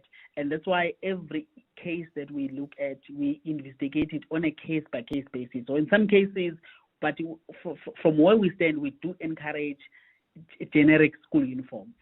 But we are aware that in the case, there are some schools that have their specific culture, and that will mean that they will include badges and all of that. Yeah. But when we look at investigations, obviously, a white shirt is a white shirt.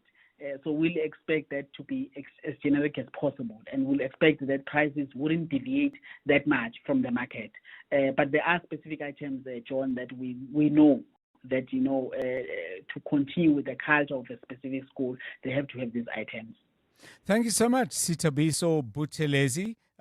Thank you for that. He's senior analyst at the Competition Commission. Love to get your thoughts, your experience. I mean, there are schools that are very proud of the particular way their uniforms are put together, that, it's a particular kind of green shirt maybe. Green, not the best example, but I think you know what I mean. Give us a call on that on 011 883 0702 and 072 702 1702. It's 22 minutes past 5. Drive home with John Perlman on 702. Let's walk the talk. Right, let's go to Parliament now, specifically to look closely at the MK party, the official opposition at the moment, with the DA being part of the Government of National Unity. Some significant changes at leadership level. A new chief whip will be coming in, and they've chosen Brian Molefe as the new Treasurer General. Let's get a take on this and what this might say about the state of the party, and welcome Babalo Ndenze, EWN parliamentary reporter. Babalo, not for the first time, and good afternoon and happy New Year to you, by the way. Not for the first time, Colleen Makubele heard briefly and then was brought back in. Is this it for her now, do you think? Good afternoon. Yes, good afternoon, John, and compliments of the season. And I think it is it now for Colleen Makubele. The musical chairs are basically continuing in the MK Party caucus, also in its national leadership, with Brian Molefe being appointed as Treasurer General, replacing Mbiake Limba. Mbiake Limba has been removed with immediate effect by Jacob Zuma, the leader, as well as in consultation with the national leaders of the party. They met recently to take these key decisions, this major reshuffle in its parliamentary caucus. Colleen Makubele, as you'll remember, was removed briefly in November last year. This was when Zuma suspended John Hlophe from all leadership positions pending a party investigation. But she did, survive that removal or sacking because she was reinstated. It was, I think, a midnight reinstatement, John. It happened in the middle of the night. Right. The party issued a statement late at night saying she's been reinstated because, her ousting or her removal was null and void, or declared null and void by the party. So she, was a bit lucky that time, but it doesn't look like she's lucky this time around. The party is issuing a statement. Now, the statement is coming from the party's spokesperson, Nhlamulo Ndlela, and not from the party's, a secretary or any other leader. It's coming from the spokesperson. And it's confirming that Makubele will be removed immediately, but she will remain a member of parliament. but there's no indication of whether she'll be sent to another strategic position. So she's just an ordinary member at the current moment. Right. Now she's being replaced on a temporary basis by an NCOP member of the party, Mokwena Zondi. She's quite outspoken. She's in the NCOP, and she's also, does make major, submissions for the party when both houses of parliament are sitting in a joint sitting. So she's quite, a popular member of the party, and she's also one of the most vocal when it comes to debates in the NCOP or questions to the president or minister. Major changes, John, to the MK party's parliamentary caucus as well as the national leadership with Right. Molefe, that the party says Molefe will bring extensive experience. We all know his background, so the party says they expect to benefit from this. And just finally, Babalo, and briefly, I mean, what do you make of all of this? Because there's been plenty of this involving the MK party before. Is this a new party figuring things out and working out its best leadership, or does it point to a particular political style that may not serve them in the long term? Look, it does look like it's a style that won't serve them in the long term. We know it definitely points at instability within the party. It seems like there's, one person that really takes the decisions on behalf of everyone in the party. That's Jacob Zuma. And if he feels like you should be removed from your position, it looks like, there's not much debate on that. And it really does point to that instability in the changes and the inexperience. We also know that the MK party has come under severe scrutiny and criticism for its lack of, being an effective official opposition party. So I'm not sure removing Colleen, from all the work that she's done in the brief period will improve the party's performance in the National Assembly and in the NCOP, John. Babalo Ndenze, thank you, EWN parliamentary reporter. If you are someone who voted for the MK party or have joined them subsequent to the 2024 elections, I'd love to hear from somebody who feels a connection to the party. How do you feel about all these changes? Do you see it as sorting out your best starting 11, or use any analogy you like? Or are you a bit concerned that the coach doesn't know what his best team is? Your call, please, on 011 883 0702 and 072 702 1702. Just a quick thing, if you didn't see it, Discovery has said that around those overpayments, Discovery Health will foot the bill for a mistake that arguably they made. Instead of collecting money from people who were overpaid by way of benefits and refunds, they are going to cover those costs. I must admit, I think for the company that is a good outcome. And the solution was very much set out, the potential for a solution was set out by a really excellent piece on MoneyWeb. I recommend you read it, by Hilton Tarrant, in which he made the case for why Discovery Health should actually pay out this money. Not the first person to do it, but very, very clearly made. And I think the company will be glad they did this. Just my view, but maybe you've got a contrary or complementary view of your own. 072 702 1702, 28 minutes past 5. EWN Business. Stephen Curtis, very good afternoon to you once again. Afternoon, John. Well, since I last spoke to you, gold hitting new records, $4,614 right now, and really over $4,600 for the first time. We have Trump's threats against the U.S. the chair of the U.S. Federal Reserve, Jerome Powell, to thank for that, and the fact that criminal charges are now being investigated against him, and that late-night video by Powell saying that this is all about interest rates, and that this is because they want to do the right thing for the public, not what the president wants them to do. So battle royale, I think, in the offing there. The JSE All Share pushed up 1.73%. Must be a record high for them too, because the JSE All Share closing at 120,148 points. That John. Financials down 0.74, industrials up 0.71, resources up 5.73% on the day. Really tells you the impact of a higher gold price. Platinum price is higher too. So Harmony ending the day up 9.6. Implats, Northam and Northam both up very strongly. Implats up 8.5. Northam up 7. Volterra up 6.19. And then some of the other gold miners. Anglo Gold up 6. DRD Gold. Gold Fields up 5.5. DRD Gold up 4.66. Tungela, more in the coal space. They're up 6.5% as well on the day.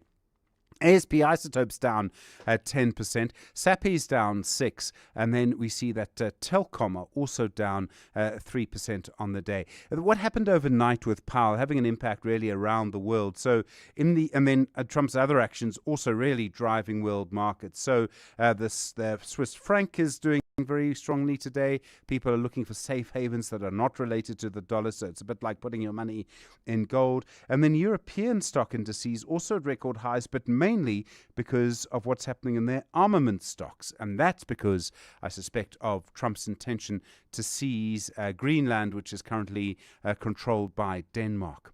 In the US, things were down at the open. The Dow Jones is down 0.37. The Nasdaq recovering a bit. It's up 0.01. The S&P 500 down 0.05% on the day. The gold price now $4,614.21 an ounce. Platinum $2,333.50. Brent crude $63.11. The rand to the dollar 16.40, to the euro 19.15, to the British pound 22.09.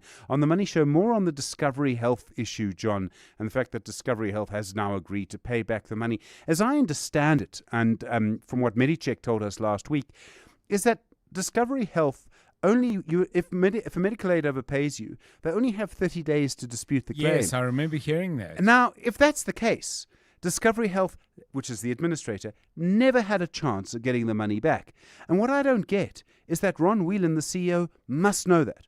I mean, if you don't know that, I don't think you can be the CEO. Yes. So maybe they have a different interpretation of the law. I mean, that's the only understanding. But if he didn't know that, I mean, that's bizarre. It makes no sense to me unless they have a different understanding of the law. We'll talk about that on the Money Show. A lot going on in the car industry and the sheer volume of Chinese cars coming onto our roads. We'll talk about Jerome Powell as well. There's a bid to increase the excise tax on beer by 20%. And Azar Jamin, John, I know you'll have spoken to him over the years. Yes. We'll talk to him about his career in our My Money feature from 7:30. He's been running econometrics, I didn't know this, for 40 years. I mean, that's quite a track record, eh? It is indeed. It's really interesting. So looking forward to that. All of that to come. Stephen Krutis, EWN Business. Great mix, great lineup. All yours from 6 to 8 on 702, right here on 702. Time to get the very latest eyewitness news now. Here's Maki Molapo. Good afternoon. Thanks, John. Good afternoon. The MK party has again taken a decision to remove Colleen Makhubele as chief whip as leader Jacob Zuma reshuffles the party's parliamentary caucus and national officials. The latest party shakeup also sees former Eskom CEO and MK party MP Brian Molefe installed as party treasurer general, replacing Mbia Kelimba. The party announced the changes in a statement this afternoon. Babala Ndenza has more. Colleen Makhubele's removal as chief whip follows a similar decision at the end of last year, which was later reversed by the party. The party today thanked Makhubele for her contribution and has appointed NCOP member Mabatho Mokoena Zondi to act in the position. The musical chairs are not limited to just parliament, with changes to its national officials, with the appointment of Brian Molefe as party treasurer. Molefe replaces Mbia Kelimba, who is removed as treasurer with immediate effect. The party says Molefe will bring with him extensive experience in public administration, governance, finance and organizational leadership, and has a proven track record. The party says the changes were taken in the best interest of strengthening the organization and advancing its political mandate. Babalo Ndanza, Eyewitness News. The DA and the National Council of Provinces says it wants acting police minister Professor Ferris Kuchalia to account before Parliament over the rollout of body cameras for police officers. Last year, the ministry committed to the move, promising that some officers would have access to the equipment by April last year. The announcement was made by then Police Minister Senzo Mchunu, who has since been placed on special leave pending investigations of political interference within the police system. DA NCOP member Mzamo Bili. I'm actually writing to the chairperson of the Select Committee of Security and Justice today to demand that the minister be called urgently, where he will come and account and tell us exactly what is happening, where they are in as far as the body-worn cameras is concerned. Bili says they want Kuchalia to also take Parliament into confidence about the deadly shootings in KwaZulu-Natal. But also to express a view and inform Parliament what is being done about both the killing of police and the killing of suspects, particularly in this province that I serve in the NCOP. In the Western Cape, firefighters across the province remain under severe pressure following a surge in wildfires. They've been deployed to double the number of fire call-outs compared to the previous fire season. Among the resources in operation, various authorities contracted 21 helicopters to assist with firefighting efforts. Camry Clark has more. In total, 90,000 hectares have burned across the Western Cape over the past week. In the Overstrand, the Stanford fire remains a concern, with a 9-kilometre backburn being implemented today to contain the blaze that's devastated the Panthera African big cat sanctuary. A fire at nearby Pearly Beach has, however, been contained, with mop-up operations underway. Fires in Oudtshoorn and Heidelberg have also been brought under control, while landowners are helping on the fire line between Genadendal and Greyton. In the Cape Winelands, one structure was lost between Paarl and Franschhoek, while the SPCA is on standby for animals in distress as the Wimmershoek fire remains active. In Cape Town, disaster risk management is completing the registration of people displaced by Friday's shack fire in Dunoon, confirming close to 2,500 people so far. Camry Clark, Eyewitness News. And Iran's parliament speaker has described the response to a protest wave that has gripped the Islamic Republic as a war against terrorists. Mohammed Khalibaf made the comments as he addressed a vast pro-government rally in Tehran. He added that Iran is fighting a four-front war, listing economic war, psychological war, military war with the United States and Israel, and today a war against terrorists. He says the great Iranian nation has never allowed the enemy to achieve its goals, while flanked by the slogans "Death to Israel, Death to America" in Persian, and vowing the Iranian military would teach U.S. President Donald Trump an unforgettable lesson in case of a new attack. A look at your weather. A partly cloudy Tuesday in store for Gauteng tomorrow, with isolated showers and thunder showers expected. Temperatures will drop to overnight lows of 16 and 17 degrees and peak at highs between 25 and 27 degrees. In your traffic in Alexandria, there's bumper-to-bumper traffic on the N3 South. This is heading towards the Galulis interchange. And in Boksburg, there's heavy delays on Jet Park Road. This is from Kraft Road to North Rand Road.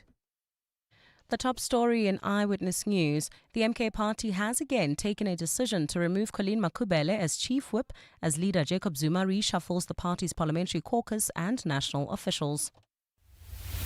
Clement Maniatella. Weekday mornings, 9 to 12. 9 to 12. As things stand now, is the Venezuelan government taking instructions from the U.S.? I mean, I know the U.S. still wants to send an executive of sorts that's going to help run Venezuela. It's very clear that at least what pertains to oil, they have been complying with everything that the U.S. has been requesting. Raul Stock, he's the director of Caracas Chronicles.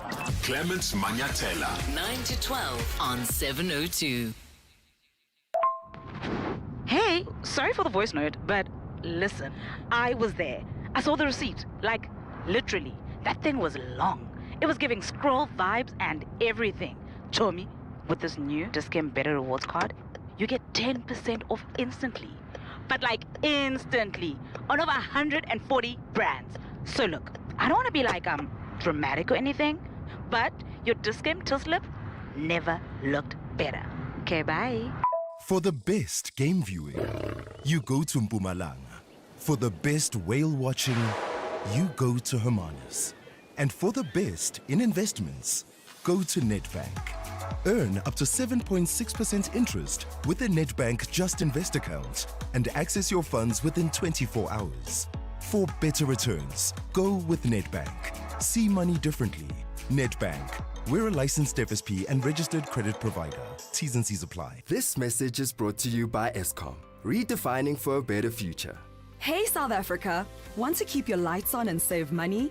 Let's use electricity wisely. It's easier than you think. Switch off lights when you leave a room, unplug chargers and appliances, and use energy-saving bulbs. They last longer and use less power.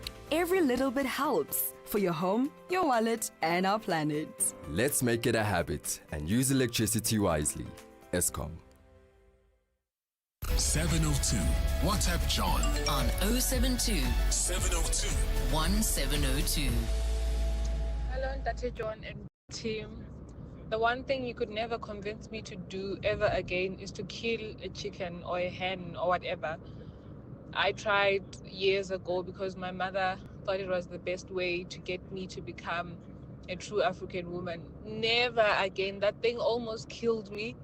It's a no from me.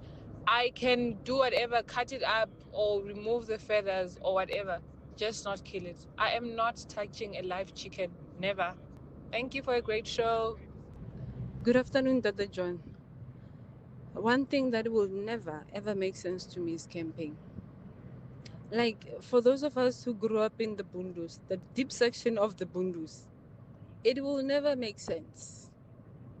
I mean, how do you sleep under a tent where it's dark, there is no ablution? You have to wake up in the morning and make fire and start cooking. Whereas now you can actually sit in your comfort zone where there is ablution, there is electricity.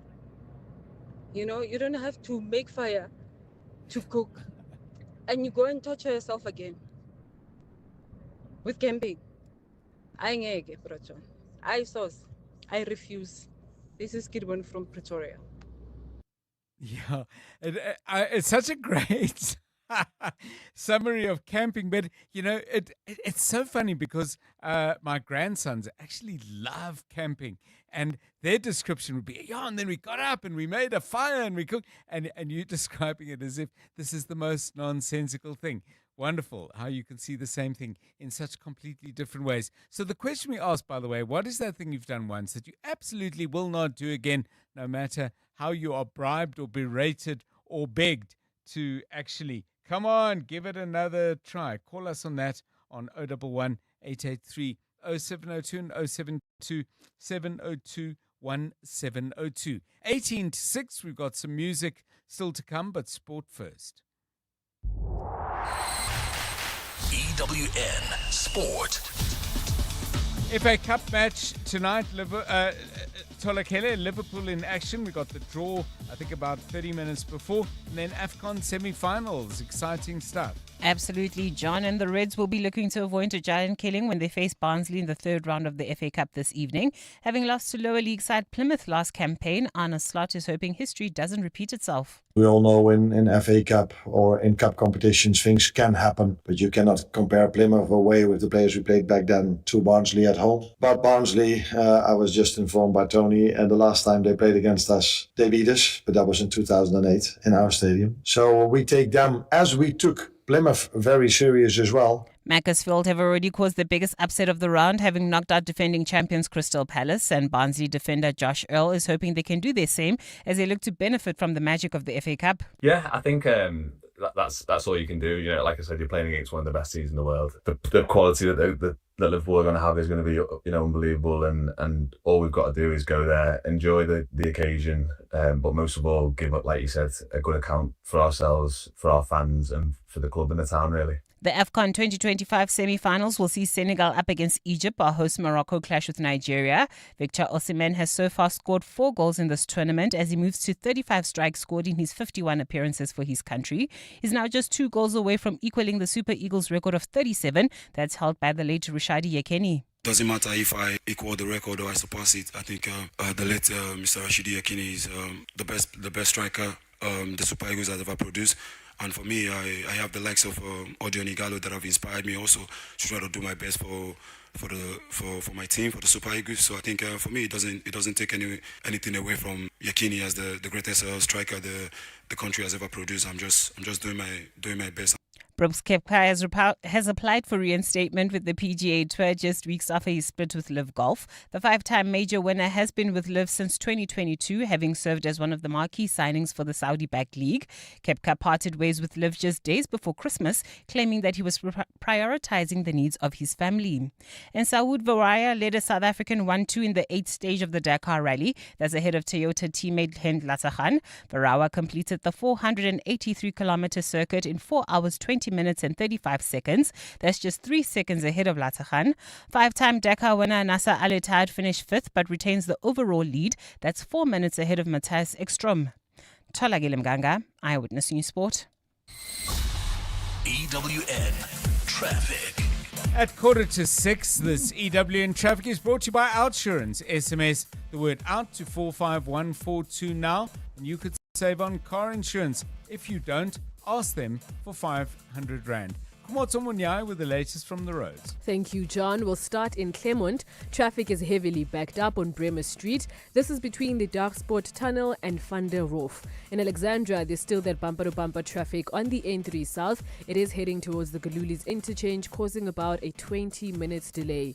Leaving Sandton, traffic is congested on the N1 North from the Batlu interchange, and this is due to two accidents, one just before New Road, and as you go further up, there's also one just before Olifantsfontein Road, and it's causing heavy delays.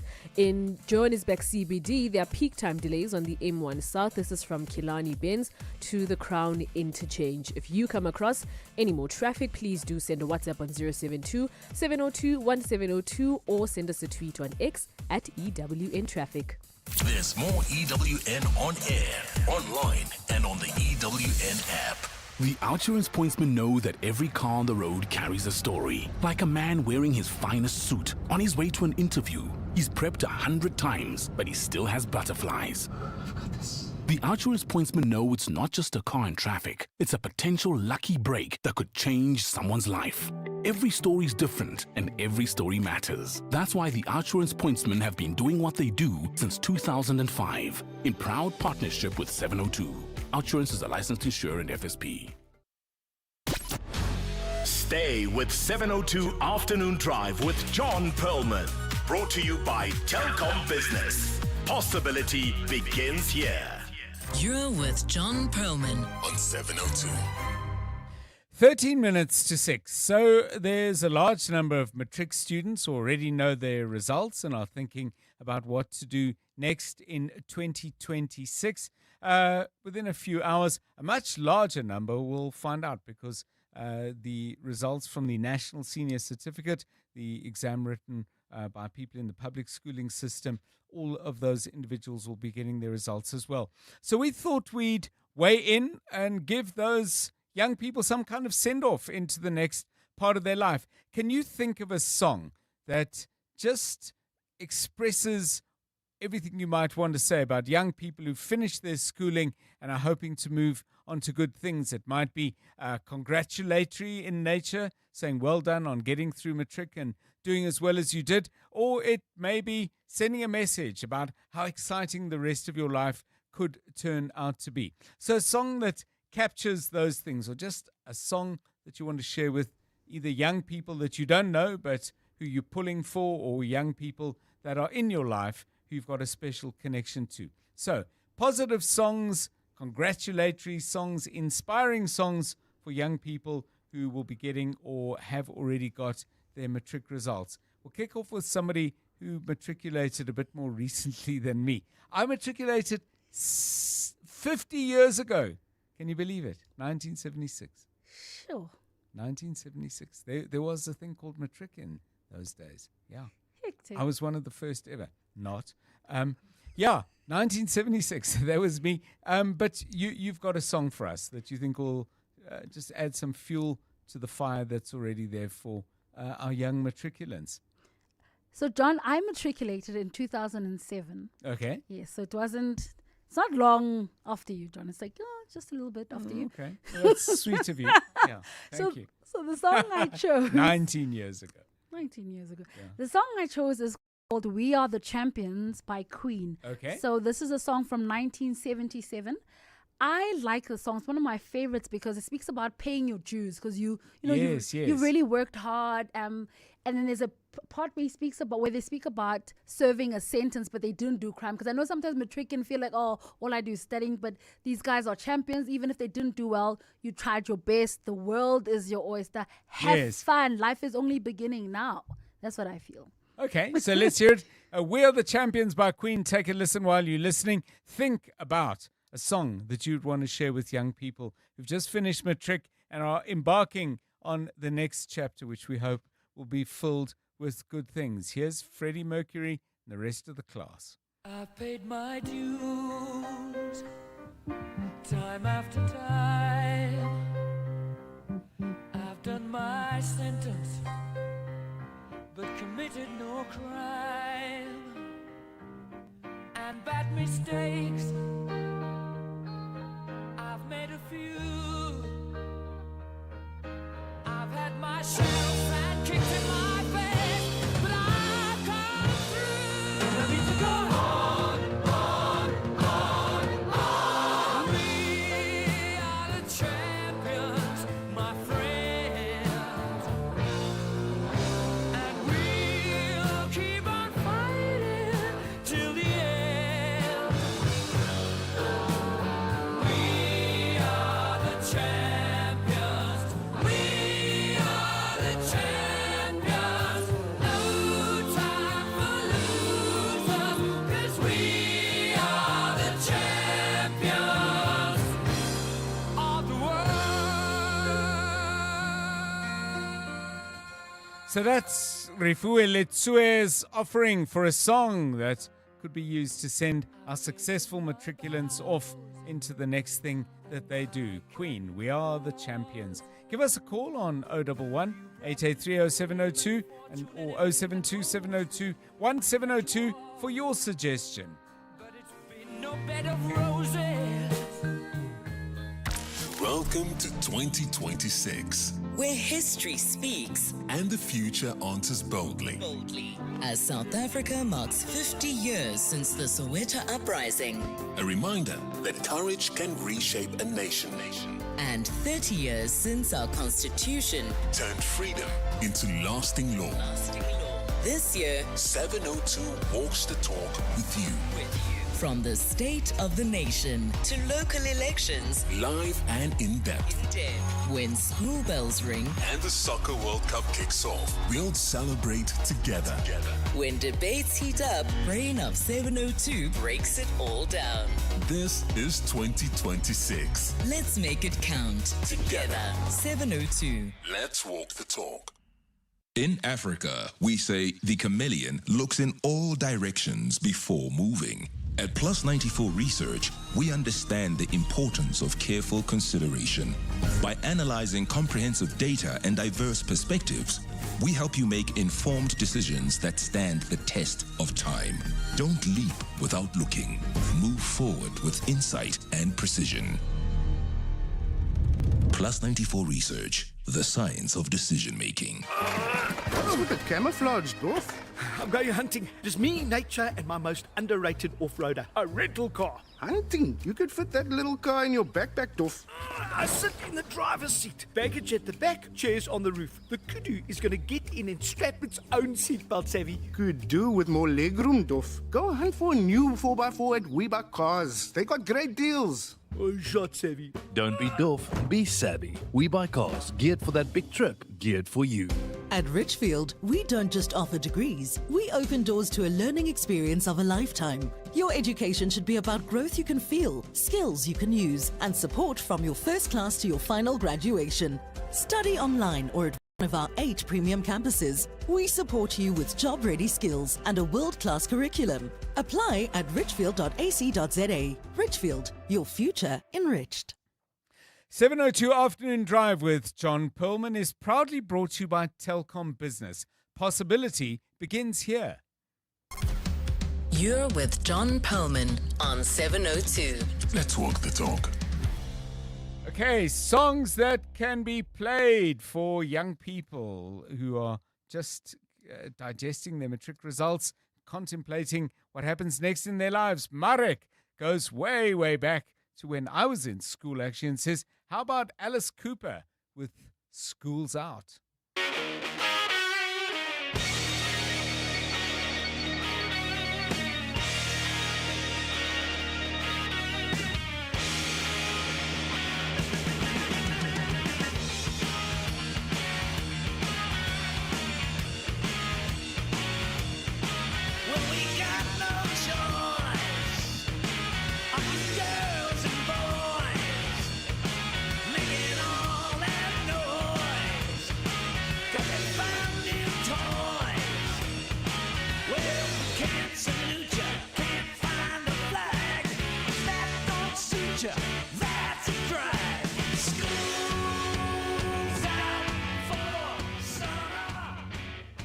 think I first heard that song when I was about 13 or 14.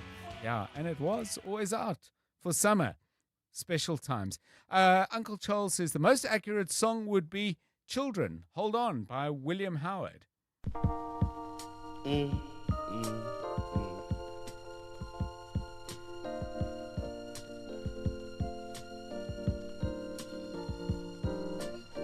Whoa, yeah. Children, hold on.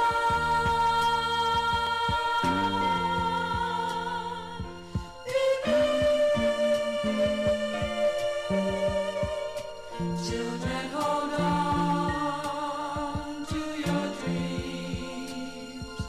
Believe in love. Let love be the light to show the way. Children, hold on to your dreams, William Howard. Lovely stuff. Songs that young matriculants need to hear. Let's hear a few of your voice notes. Hi, John.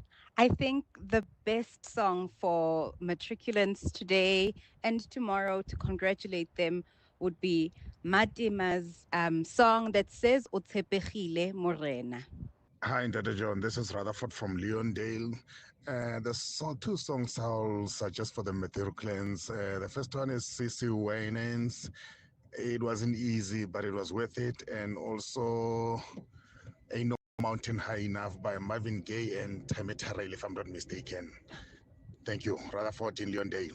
Hi, John. The song that I'd like to dedicate to all matriculants is The Eye of the Tiger by Katy Perry. Well done, everybody.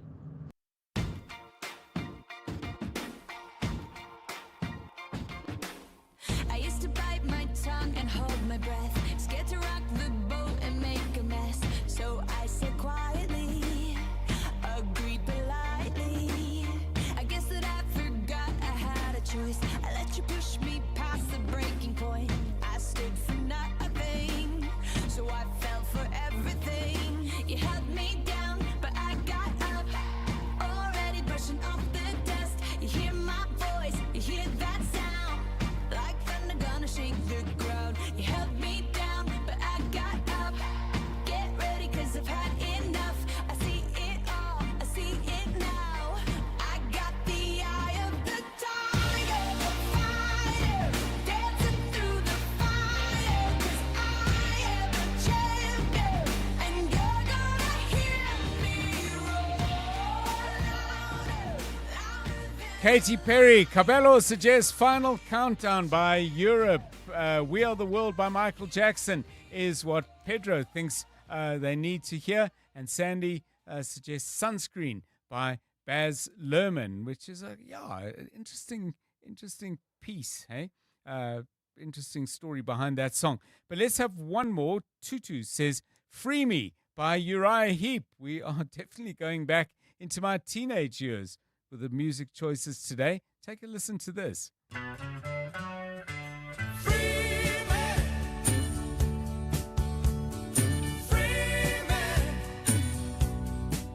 Why won't you free me? Free me from your spell. Come on and free me.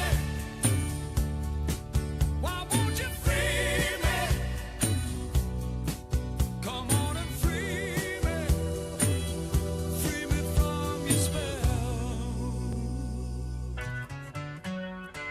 Why should I worry that you might not love me? You're not the only love that I've ever had. Your sweet memory will always comfort me. So why should I be feeling sad? As far as I can tell, you knew so well I was always at the end of the line. I've loved you as much as any man can. Urban suggests Pink Floyd, Another Brick in the Wall. Malcolm, Daydream by Lily Miola. And Jermaine thinks we should have played AKA. Congratulations. Well, congratulations to everyone whose results we already know. We're looking forward tomorrow to celebrating the students, the class of 2025 who wrote the NSC. For For me, John Perlman, I hope you've enjoyed the show. This has been 702 Drive. Have a wonderful Monday evening. Good night. And now, The Money Show. With Stephen Grootes, live on 92.7 and 106 FM. Streaming on the Prime Media Plus app. And DSTV channel 856. The Money Show with Stephen Grootes is brought to you by Absa Corporate and Investment Banking, a Pan-African bank that's invested in your story because your story matters. Good evening. On Your Money Show tonight, Jerome Powell's public defiance of Donald Trump sends gold to record highs and hits the dollar hard. Discovery Health finally climbs down after insisting its members pay it back for the mistakes it made. How Chinese